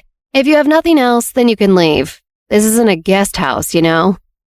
"Well, I'm not done. I came all the way to your school to tell you I've also received the latest intel." Olga picked up her handbag. "Apart from Jeremy from the Garibaldi family and Steve from the Shook family, the eldest daughter of the Kongs, Cheyenne Kong, is stationed in ambush in New York City. Members of the Pell family will also arrive in New York City before November, as well as the Bridges. Rumor has it they're gearing up for some moves soon." "Well, in that case, I'm excited to see what everyone has in store." Bjorn licked his lips, a devilish grin forming. "I have nothing better to do." "You're incorrigible." Olga walked to the door, her hand on the handle. She turned to Bjorn with a look of disdain. "Your bloodthirst is sickening." With that said, she opened the door and left. The members of the 7 families couldn't afford to remain idle any longer. One by one, they began making plans. What would transpire next? Olga wondered. Olga strolled down the empty corridor, her handbag in tow. The graceful cadence of her boots tapping against the floor created a rhythmic and pleasing sound. As she vanished around the corridor's end, the class bell chimed. Meanwhile, at New York University, Chris Jones removed his earpiece and deactivated the listening device planted in Marshall High School's Student Union Center, where the student council met. He pursed his lips, organized the books on the table, and left the New York University Library with his bag. The 7 families had already set their plans in motion. The Jorgensen family, representing the Jones family, had dispatched monitors. But why, then, were there still no word from Franco Elva? Chris Jones found himself puzzled. Logically, Olivia's current influence should be formidable, he thought. After all, she was still a member of the 7 major families. Once she gained significant power, she would undoubtedly pose a threat to her enemies. And Chris had successfully eliminated all the spies that Elva had placed around New York City. Given these circumstances, why hadn't Franco Elva made a move? Did he perceive no threat here, or was he preoccupied with something else? Suddenly, Chris Jones felt a bump against his back. He halted for a moment and turned around. "I'm really sorry." A girl lowered her head and picked up the fallen books. 2 full marks on the papers were unfortunately smudged by someone passing by. "It's fine." Chris Jones retrieved the items and handed them to the girl. Thank you. The girl kept her head slightly lowered as she received the items. She then turned and walked away. A trace of doubt flitted across Chris Jones' eyes as he watched the girl depart. Suddenly, he recalled something and parted his lips. He tried to spot the girl in the crowd once more, but she was nowhere to be found. Just then, Chris Jones's phone rang. When he answered, a gentle voice came through. "Chris Jones, Olga is here." "I know," Chris Jones replied. "Olga mentioned that Cheyenne Kong arrived in New York City a while ago," Sven continued. "I know," Chris confirmed. Despite not finding the girl in the crowd, he turned back around and continued walking. "I just saw her." "Who? Cheyenne Kong?" Sven frowned. "Yes, she's at the university," Chris Jones responded. "The Kong family basically leads the 7 major families. Chris, how long until you return? We can discuss this further when you're back," Sven suggested. "Very soon." Chris checked the time. "I still have 1 more class." "All right." Sven nodded and ended the call. He turned to Olga, who had appeared unannounced. "Hurry back home." "I don't want to." Olga shook her head. "I'm here to help." "It seems more like causing more trouble." Sven glanced at her and swiftly concealed important documents on the table. These papers weren't meant for Olga's eyes. "You're such a little tightwad." Olga pouted and turned away. "I won't tell you anything. I'll wait for Chris to return." "Just wait. Chris will probably ask you to leave as soon as he's back," Sven remarked, rolling his eyes. Olga was a mixed bag of good and mischievous intentions. She lacked principles and would likely assist Chris for a few days, only to then head over to Bjorn's place. He needed to be cautious. "I'm not going anywhere." Olga scanned the surroundings. The house was remarkably small. It was probably even smaller than her own room. She wrinkled her nose in discontent. Olga turned to Sven and declared, "Do you have water? I'm thirsty." "I just boiled some water for pour-over coffee."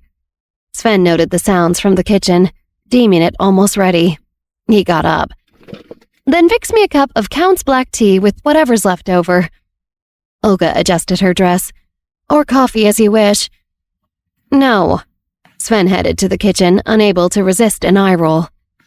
"Seriously? You're not going to offer something to your guest?" Olga licked her lips, clearly parched. "You can make something yourself," Sven replied impatiently. Millie opened her mouth to gasp for air. She loved having a father as outstanding as her adopted father, Principal Yan. But when he began fostering her all those years ago, his biological kids, Derek and his little sister, were so upset they angrily protested. And even after all these years, Derek had still not let it go. He tormented her as much as he could. She acknowledged her status as an outsider. Leaving the Yan family was inevitable. It was the path she must take. "Millie," Derek snarled, seizing her throat and pinning her to the wall when he found her by herself in the hallway. She was usually careful to avoid him, staying in her room and studying, or make sure to be out with friends if he was around. Sometimes I truly want to strangle you, to end you. Derek, you're insane. Millie fought back, gripping his wrist. Stop! Ha ha. With a mocking gleam, he watched Millie's face contort from lack of air. He observed the hatred and fury in her eyes. Derek sneered and released his grip. Gasping, Millie clung to the wall, one hand on her chest. She panted and coughed dryly. If not today, I'll end you one day, Derek threatened, lighting another cigarette. Remember that. Millie, her voice hoarse, asked, Derek, when are you going home? She'd noticed Principal Yan gazing vacantly at pictures of Derek and his sister in the study earlier. He truly missed his child, but Derek had moved out in protest over Millie's living at the house. Why, you miss me? Derek blew a smoke ring, studying Millie. Dad, your dad misses you both, Millie replied, leaning on the wall. If you detest me, you needn't worry, I'll be leaving soon. She'd made up her mind. With enough money, she'd depart from the Yan family. Leave? Would you willingly part with our family's estate? Derek lifted Millie's chin, his gaze frigid. Have you really given it thought?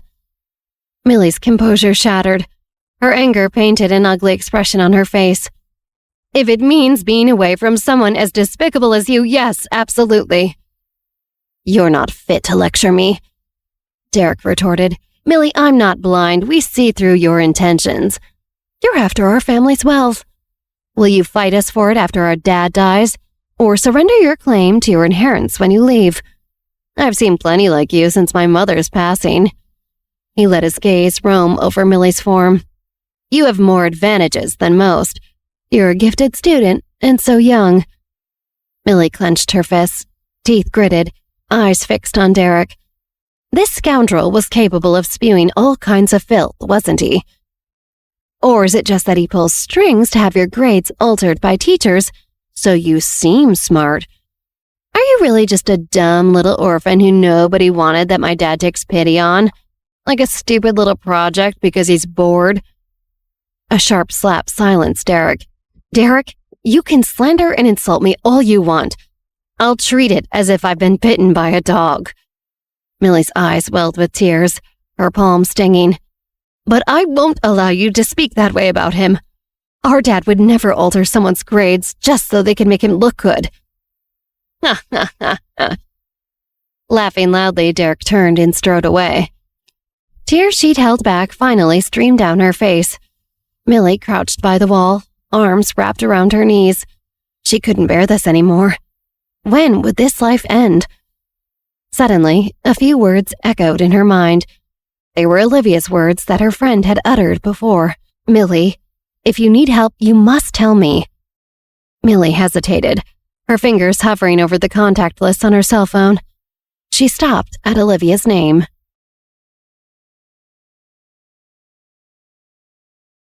Millie couldn't bring herself to call her friend right away. Should she seek out Olivia? Could she? What difference would it make? Her situation would only add to Olivia's troubles. Olivia's own current situation wasn't much better, so why make it worse? Wiping her tears, Millie locked her phone screen. She would handle her own affairs. As she went to put the phone away, it rang. Millie cleared her throat and answered, Hello? Millie, hey, how's everything going? Oh, it's fine. I'm just about to start doing homework. Millie lowered her head as she walked. Olivia, are you home? I just stepped out of the car and I'll be there soon, Olivia replied. Oh, cool, Millie said. Didn't you mention that you're having dinner with your parents tonight? Hurry up and go. Don't keep them waiting. I'll text you later. Millie decided that now wasn't the time to burden her friend with her problems. All right then. Olivia heard Millie's words, but didn't detect any trace of apprehension in her voice, so she told her friend to have a great night and then hung up the phone. After putting away the phone, Olivia sighed. She still had some worries about Millie. After her rebirth, her two best friends were Wendy and Millie. Since Wendy had returned to Beijing with her grandfather and mother, and seemed to be occupied with her new life there. She was rarely responding to emails or phone calls anymore. And even though Millie was still around, Olivia could sense Millie had a lot on her mind lately. Olivia could easily find out what was bothering Millie if she wanted to, by digging deep into her friend's mind, but she'd promised herself that she wouldn't read Millie's mind because it was the one thing Millie asked for, privacy, so she respected the boundary. Millie was the type of person who opened up when ready, so Liv decided instead to wait for Millie to confide in her. It was the deepest form of respect she could afford her friend. Exiting the elevator, Olivia took a deep breath. Regardless of her worries, today was a family dinner night. She couldn't bring negative emotions into the house. She patted her cheek to regain composure and used her key to open the door, saying, "I'm back." "Olivia, hurry and wash your hands. We'll be ready to eat soon." Victoria's voice came from the kitchen. She had left work early today and rushed to the market to buy a variety of delicious ingredients. "Oh, Mom, do you need any help?" Olivia asked. No need. Go ahead and wash some fruit for the fruit salad," Victoria replied as she continued to work in the kitchen. "All right." Olivia washed her hands and took out a few fruits from the fridge, washing and arranging them on a fruit plate. "Come, taste the soup," Victoria offered, serving a small bowl to Olivia. "Okay." Olivia took a sip. "This chicken and rice soup is incredibly delicious." "Really?" Victoria smiled proudly. "This is a secret recipe your godmother taught me. I've learned a lot from Desiree. Michael had better not underestimate me now," Victoria playfully added. "Olivia, let's plan a weekend outing. Central Park looks so nice today." "This weekend might not work."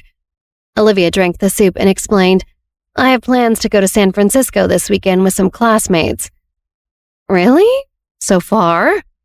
Victoria said, pausing for a moment before asking, "Are your classmates male or female?"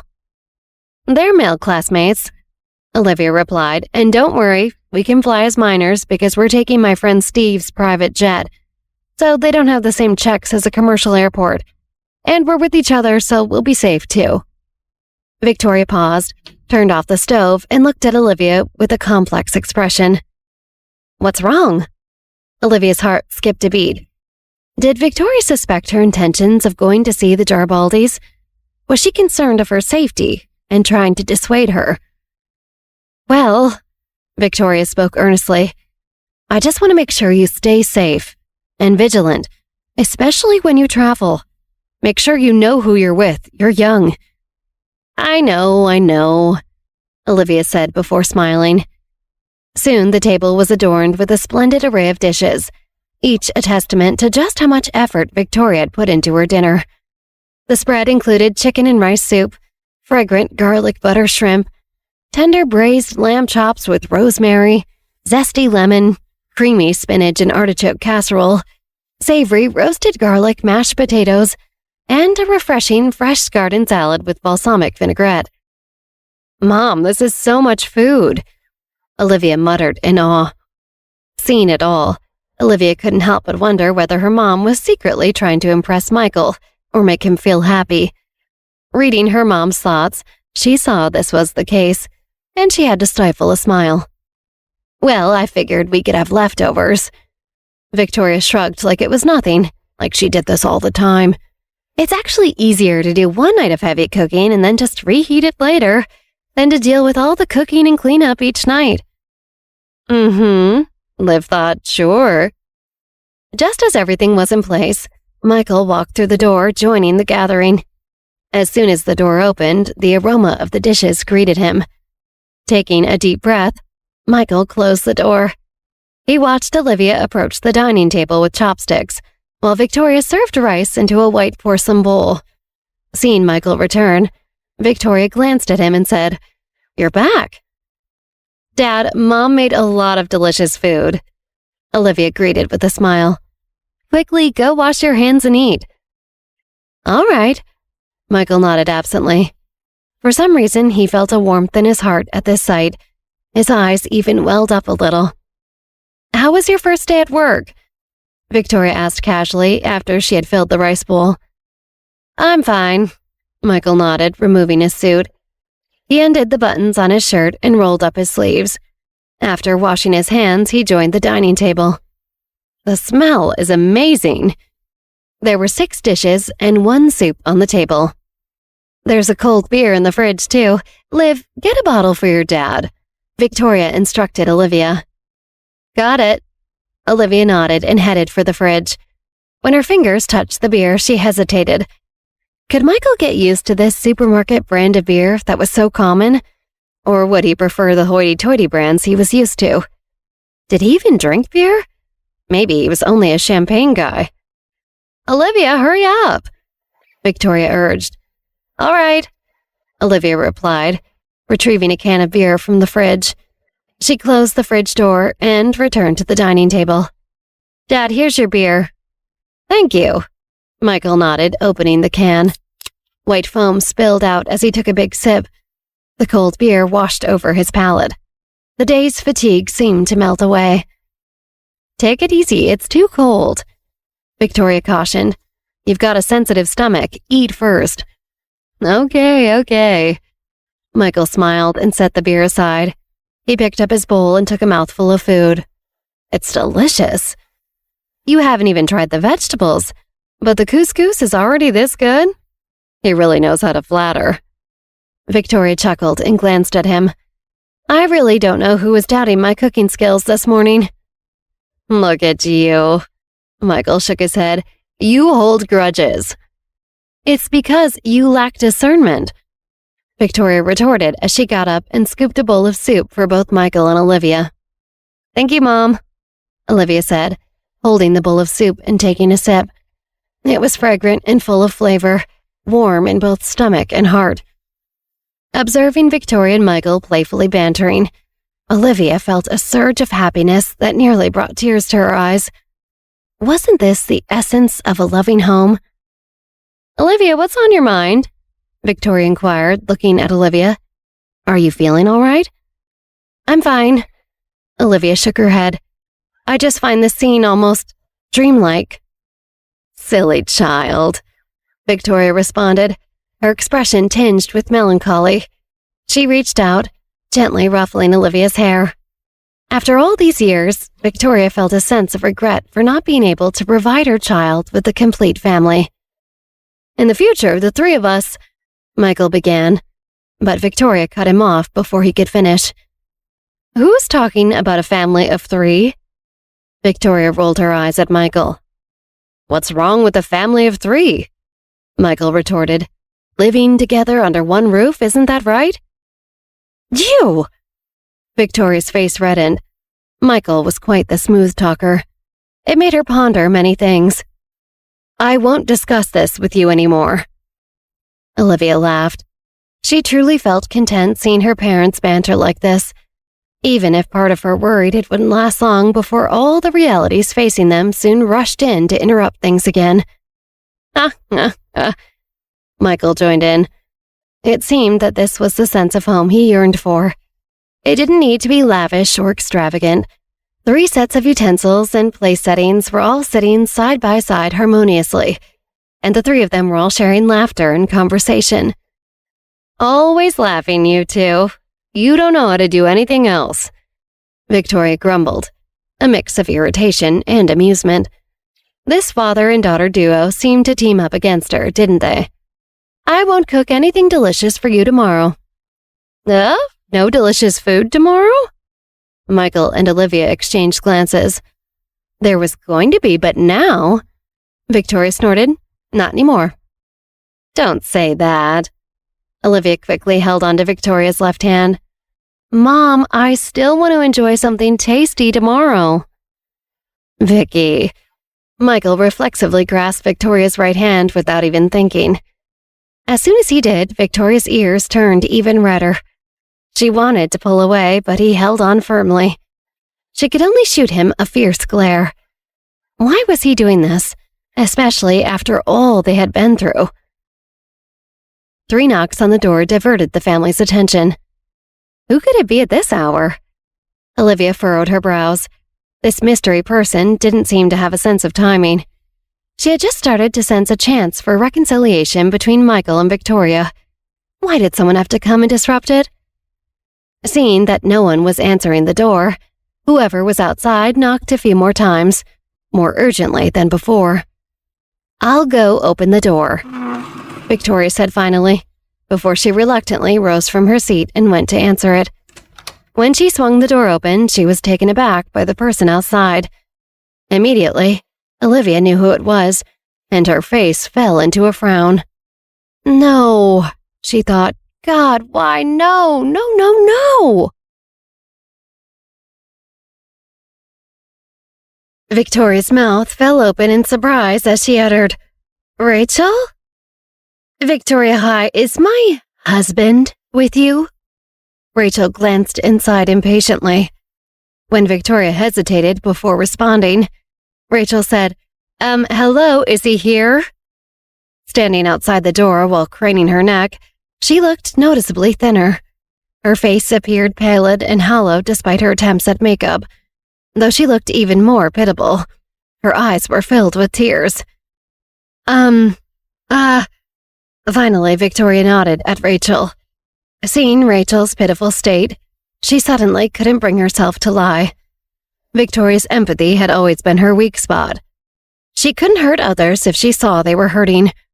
Her voice carried a low, somber tone. "Yes, he's here." "Oh, good, Michael, sweetie," Rachel called out before turning to look at Victoria. "Victoria, may I go in and see him? I'm begging you." Okay, you can go in." Victoria turned aside. Rachel wanted to see her husband. What right did Victoria, Michael's ex-wife, have to stop his current wife? Thank you. Rachel's eyes were brimming with tears as she stumbled into the door. With just one glance, she saw the man she longed for. "Sweetheart." "Why are you here?" Michael frowned. Rachel felt her heartache as she met the disdain in Michael's eyes. "Sweetheart," she said, I miss you so much. How have you been?" "Don't you have eyes?" Michael felt repulsed as he looked at Rachel, but the person beside him had already grown close to his brother. More than once, he felt a surge of jealousy, anger, and regret. It was almost unbearable. Rachel carefully observed Michael and then shifted her gaze to the steaming dishes on the table, and Olivia seated nearby.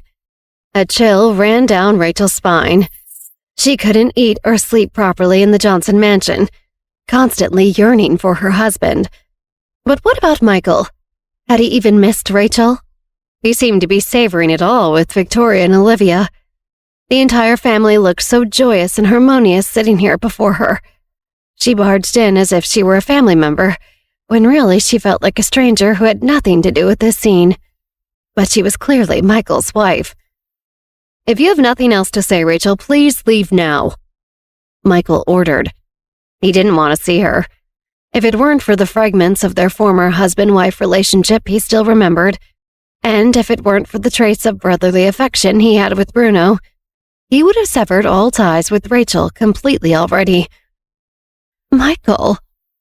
Rachel wiped the tears from her face and spoke. "I miss you terribly. Father longs for you, too. Monica has been asking for you. We're all yearning for you to come back home." "This is my home," Michael stated firmly. "I won't go anywhere." "Honey, what about me?" Rachel's voice trembled and large tears streamed down her face. "What about Monica?" Olivia smiled.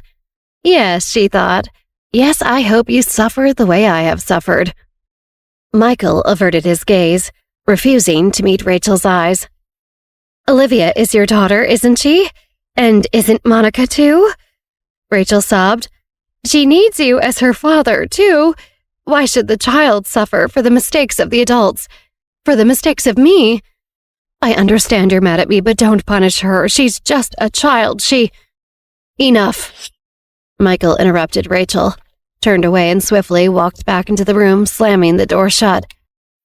Observing the man she loved to act in such a way, Rachel finally understood the feeling of a knife piercing her heart. Her greatest fear had materialized. The man she loved now avoided her, as if she were a poisonous snake or a scorpion. His cold gaze was so piercing that it felt like every breath was painful. Olivia quickly excused herself from the dinner table and went to the door, opening it slightly so she could slip through and talk to Rachel privately, face to face. "Auntie Rachel, it's time for you to leave now." Olivia spoke to Rachel icily. Everything happening now was a consequence Rachel had brought upon herself, and Olivia relished every second of it.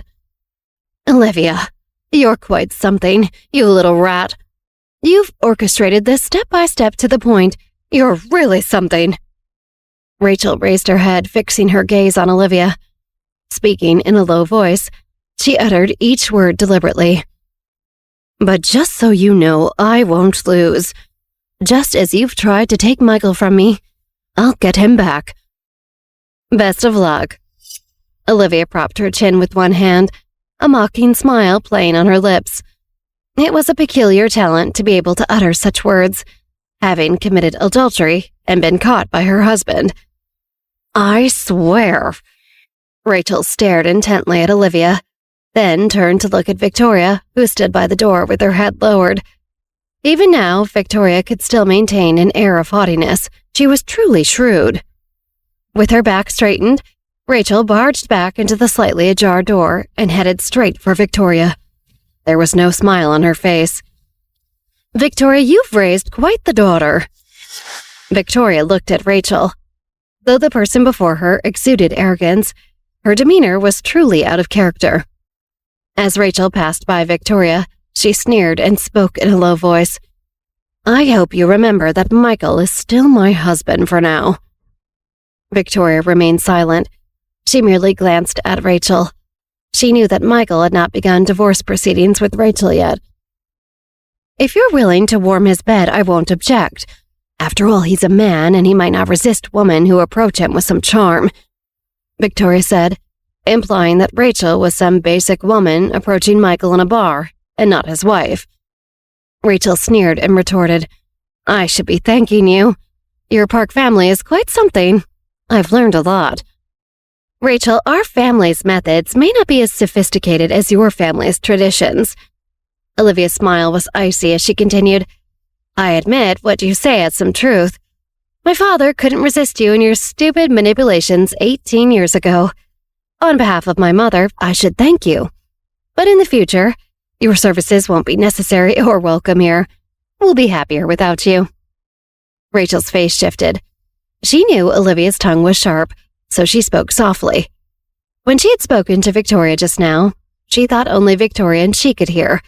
But little did she know that Olivia's hearing was just as keen. Being directly rebuked by Olivia, Rachel coldly huffed and turned on her heel. Her face flushed with embarrassment. Rachel swiftly left the apartment, slamming the door behind herself. After Rachel left, Michael tried to make a joke to ease the tension, and Victoria and Olivia politely laughed, hoping to put the encounter behind them. Dinner carried on, but the jovial atmosphere from before had dissipated.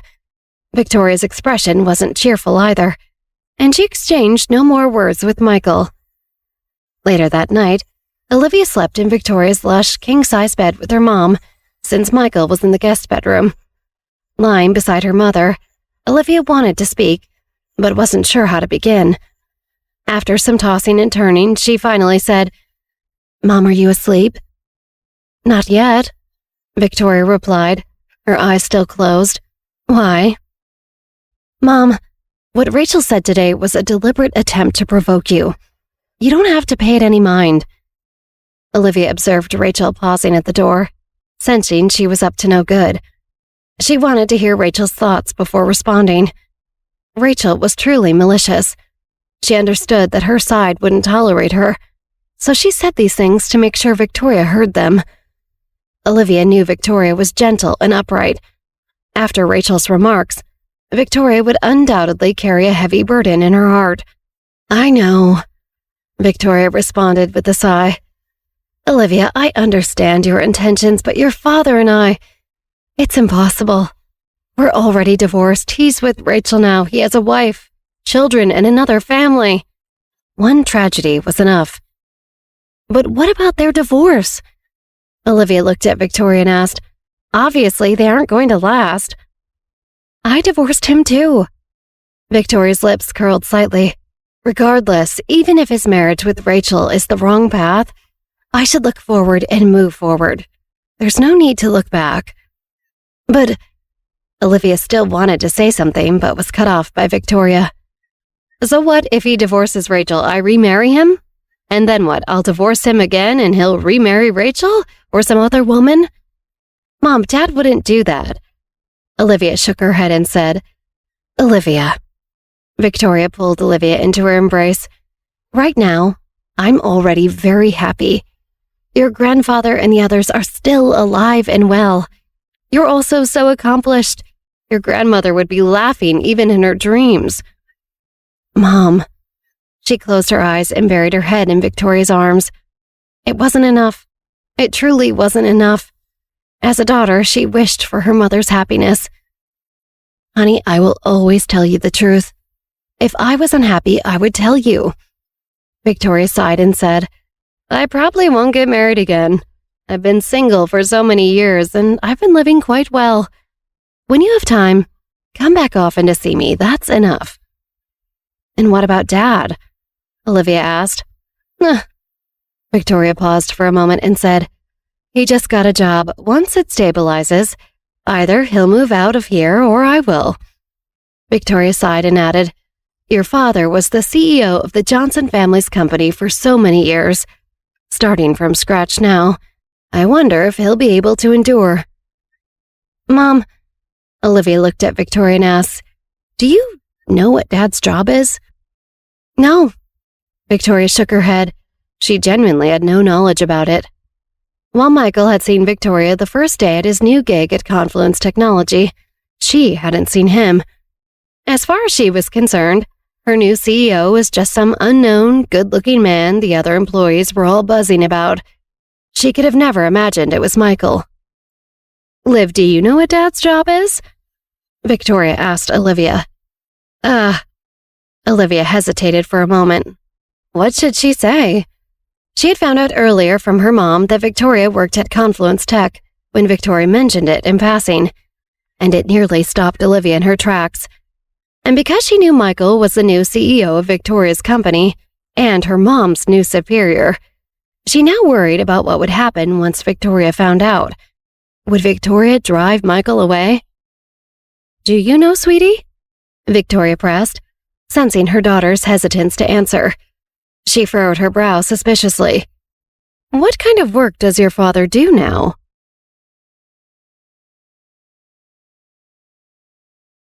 My dad's new job?" Olivia's beautiful eyes shifted, and she remarked, I heard it's not very pleasant." Olivia turned around and added, "The income isn't high and the work is quite demanding. I heard there are a lot of things to figure out about his role, making it quite tough, but yeah." "I see." Victoria sighed. "So," Olivia continued, "Mom, just prepare some delicious dishes for Dad. He needs some good nutrition to counteract any stress he's feeling. And it'll be nice for us to make him feel better." "Okay," Victoria agreed. "Olivia, listen, about your father." "Mom," Olivia interjected apologetically, "I have class tomorrow and I'm a bit sleepy." "All right, you can go to sleep then," Victoria said, not pressing further. "Love you." Olivia leaned against Victoria and soon fell asleep. She slept soundly, but elsewhere in New York, in the Johnson family mansion, the atmosphere wasn't as serene. Holding a wine glass, Rachel sat on the leather sofa, her face streaked with dried tears. Her slender hand bore the scars from her past self-destruction, a grim reminder of the time she pretended to fall in order to get Michael to rush home from seeing Victoria. "Mommy?" Monica stood on the stairs, watching Rachel with discomfort. "Mommy, don't drink anymore." Over the past few days, Rachel had been seeking solace in alcohol, and it was taking a toll on her. But what about her father? He was now in another woman's bed. "Monica?" Rachel heard Monica's voice, and she hastily wiped away her tears. She set the glass on the table and sat up straight. Why aren't you asleep yet? You have class tomorrow. Go to bed quickly. Mommy, don't worry. Monica walked over to Rachel and sat down. She held her mother's hand and said, I'll have to see Olivia at Marshall High, and I promise you I will make sure Olivia doesn't have it easy. I'll help you get your revenge. Rachel smiled sweetly. You're a good daughter, you know that? Trying to look after your mother like this? She gently ruffled Monica's hair, relieved. Her daughter was so loyal and was just looking out for the interests of the family name. Why was Michael so heartless? The thought of this brought a touch of sadness to Rachel's eyes. Mommy, don't cry, Monica said. This is all my father's fault. He was clearly divorced when he got together with you. Why should you bear the blame for it all being so muddled? It's his fault. And he wasn't completely faithful to you, at least not emotionally, clearly. Why should he expect complete loyalty from you? I would have done the same. Monica. Rachel was taken aback. What was her daughter saying? Though Rachel believed that her affair with Bruno wasn't solely her fault, she never thought her actions were morally right. Mommy, don't worry. I'll make sure to avenge you. Determination gleamed in Monica's eye. Recently, she'd reconnected with a person who had taught her a new approach to dealing with Olivia.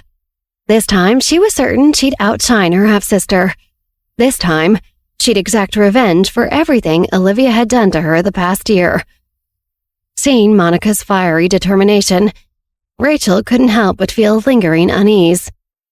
What would happen in the future to her and her daughter? What could she anticipate? Rachel suddenly felt that things were spiraling beyond her control. First her family, then her husband, and now her daughter. Rachel was growing apprehensive. The following day was bright and sunny, but outside the weather was notably cooler than it had been up until now. Occasional gentle breezes brushed in through Olivia's window, offering a refreshing touch. She relished the feeling as she packed her bag for San Francisco. On the eve of October 1st, she boarded a flight on Steve's private jet with Jeremy, and at 10 o'clock, the plane smoothly landed at San Francisco's private airport. Steve himself couldn't come because of an unexpected school project, but he arranged to have his family lend them their plane nonetheless. The perks of having wealthy friends, Olivia thought with a smile as they deplaned the aircraft. Olivia, are you ready? Jeremy looked at Olivia in her white windbreaker. With a confident smile, Olivia met Jeremy's gaze. Since I boarded the plane, I've been ready. Good. Jeremy nodded. You might want to accompany me to a particular place first, before we do anything else. It's my pleasure. Olivia looked at Jeremy. The two walked out of the airport, chatting amicably, when suddenly, 2 rows of bodyguards in black suits approached. There were around 20 of them. Jeremy, do you know these guys? Olivia asked, looking at the rows of guards nervously. They know me. Jeremy smirked, correcting her. Anders Jarbaldi truly couldn't stay still, apparently. He'd evidently blocked the airport as if he feared Olivia might try to flee from his grasp. A man in a white suit approached from behind the rows of guards. He bore a striking resemblance to Jeremy, and a faint smile graced his face. Olivia looked at the man and smiled. So are you the reason all these men are suddenly surrounding us? She asked. She didn't know his name, but upon seeing his face, she recalled that this man, Anders, had crossed paths with her in her previous life. Back then, she had been embarrassed by him at a charity event her stepmother Rachel had thrown. There were a few moments of that night she recalled vividly. This Anders fellow, who seemed to appear out of thin air, looked like he'd been trying to please Monica, because everyone thought of her as the rightful heiress to the Johnson family fortune back then. Olivia was already considered a pariah in that life because of all the humiliation she'd endured at Rachel and Monica and the Cooper sisters' hands. That particular night, she remembered Anders pretending to bump into her and dousing her with an entire bottle of champagne, ruining her custom-made Dior dress and a pair of limited edition Chanel feather earrings and matching hairpins. Coincidentally, that set off limited edition earrings and matching hairpins was her favorite. Thus, Anders' face was forever etched in her memory. She recollected that after the champagne drenching, Rachel, encircling by other high society women, uttered just one sentence. Olivia, even in jest, one should possess a modicum of decorum, don't you think? After a chilly glance, she departed. Monica, too, gawked heartily, singling her out and remarking, "Oh man, do you have any idea what you resemble at present? You look like a common pigeon that just got caught in a storm out on the street while searching for crumbs of food." This was followed by a chorus of laughter. Amidst the crowd, the instigator, Anders, held a glass of wine, casting conspiratorial glances at Monica and occasionally exchanging words with her. "Olivia! Olivia!" Jeremy noticed Olivia gazing at Anders, lost in thought, and gently nudged her with his arm. "What's the matter?" "It's nothing." Olivia regained her composure and inquired with intent, "Who is this person? He bears a resemblance to you." She'd heard Jeremy say his name, so she remembered everything Sven had told her of Anders. But she wanted to know way, way more, and she wanted to hear Jeremy's version. "He's Anders, I'll explain everything later," Jeremy assured her. "All right," Olivia nodded, then directed her gaze back at Anders. Since fate had brought them face to face once more, she resolved to settle the score. Anders' eyes shifted between Jeremy and Olivia. He had heard rumors of Jeremy meeting Miss Olivia Johnson in New York City. Now, seeing them together, he discerned their connection was deeper than he'd realized. Word had it that Miss Johnson had amassed quite the resume upon coming to live with the Johnson family. She was engaged to Chris Jones, she started her own company, excelled socially at school and on the charity circuit, and had even become a chef's apprentice for a time, apparently. It seemed like she was destined for greatness, far from an average individual. That, or people were just pulling strings to put her in high, well-connected places. That was often the case with women born into wealthy families in New York. He wanted to get closer to her to find out which it was, and to find out what the deal really was with this girl he'd heard so much about. Besides, regardless of how she'd become so connected so quickly, Anders knew he couldn't allow Jeremy to monopolize such ties. Not if Anders wanted to be the most powerful person in the Jarbaldi family. He couldn't let Jeremy have stronger allies than he did. He noticed Miss Johnson studying him. A faint smile played at the corners of his mouth. Anders harbored great confidence in himself. He considered himself superior to Jeremy, who appeared indifferent to his own appearance. "Jeremy, why didn't you inform me of your return earlier?" Anders inquired, smiling at Jeremy. "What's the matter? Why didn't your sister return with you?" Jeremy glanced at him but remained silent. "Your mother is longing to see you," Anders added. "Jeremy, where are you taking me?" Olivia peered at Jeremy, questioning quietly so only he could hear. "Are you and this guy close? Are you on friendly terms, or should I be worried?" "It's complicated." Jeremy's response was vague. "Let's go." As he spoke, he guided Olivia around Anders and the others, forging ahead. Anders lingered, wearing an unfriendly expression. He eventually caught up, impressed. "Jeremy, it's quite late. Where else would you go if not home? Your mother will fret. Come, let me make sure you both get to where you need to be." Jeremy's steps faltered, a flicker of anger igniting in his eyes. Was Anders attempting to manipulate him into using his mother? "Jeremy?" Olivia turned her gaze to Jeremy, awaiting his decision. "What do we do?" Jeremy nodded. "I guess we go with Anders." He felt his back against a wall. Upon hearing Jeremy's comment, a smirk played at the corner of Anders' mouth. He worried he wouldn't find another suitable excuse to get close to Miss Johnson. "We'll just need a driver." Jeremy tossed out the statement and guided Olivia forward once more. "All right," Olivia smiled. Anders' mouth twitched. "Well then, allow me," Anders said. He led Jeremy and Olivia to his car. Wow. Even though she had mentally prepared herself, seeing Anders' customized silver Aston Martin in person elicited a small gasp. It was truly befitting of one of the 7 prominent family's heirs. What luxury! Liv recalled that this car was valued at over $1 million. Michael's Mercedes-Benz didn't cost even half that. Observing the astonishment in Olivia's eyes, Anders felt a surge of pride. He hadn't spent a significant sum on this car in vain. After the bodyguard opened the door, Olivia settled into the car. After admiring the interior, she shook her head. There was truly no fault in the car. It was undeniably high-end. "What's the matter? Is there something Miss Johnson isn't satisfied with?" Anders, seated opposite Olivia, personally poured a glass of red wine and offered it to her. "How do you know my last name is Johnson?" Olivia accepted the glass and handed it to Jeremy. "I'm underage and don't drink." Anders paused, deliberately ignoring the awkwardness of the offered wine. "Your name has reverberated throughout New York City. How could I not know it?" "Then you must be mistaken," Olivia retorted.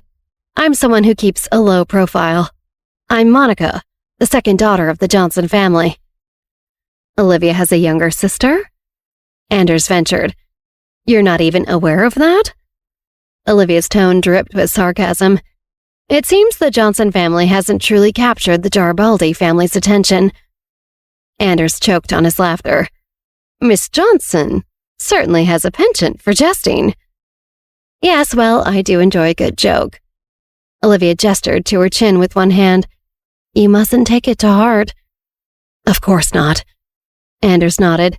"If I have the opportunity, I'd be delighted to show Miss Johnson around these next few days." "In this car?" Olivia gestured to the luxurious leather seats. "Absolutely." Anders nodded, his satisfaction evident. "Every woman finds it irresistible, both in performance or comfort," he thought to himself. "I don't know." Olivia deliberately shook her head, feigning distaste. "I'm accustomed to even sportier cars, so this type of car doesn't suit me." Even though he knew Olivia was joking, Anders' temple pulsed. His car was top of the line Aston Martin. It surpassed any other car in price in every other aspect. This woman clearly knew nothing about driving. Despite his disgust, he managed an awkward smile. Anders remarked, "Wow, I didn't realize you drove a sports car. Wouldn't have pegged you as the type." "Oh, I don't own one." Olivia shook her head. "It belongs to a friend. He just happens to pick me up often." Anders' fingertips trembled, and he almost sent the cup in his hand flying. Inside, he seethed. "Oh, good to know." Jeremy's lips curved into a slight smile as he saw Olivia grinning mischievously, putting him in a good mood. In the corner of her eye, Olivia glanced at Anders, whose knuckles were white with anger. She couldn't help but smile. Was he really going to stay this angry? How did he expect to get through the next few days with her if he was already so heated?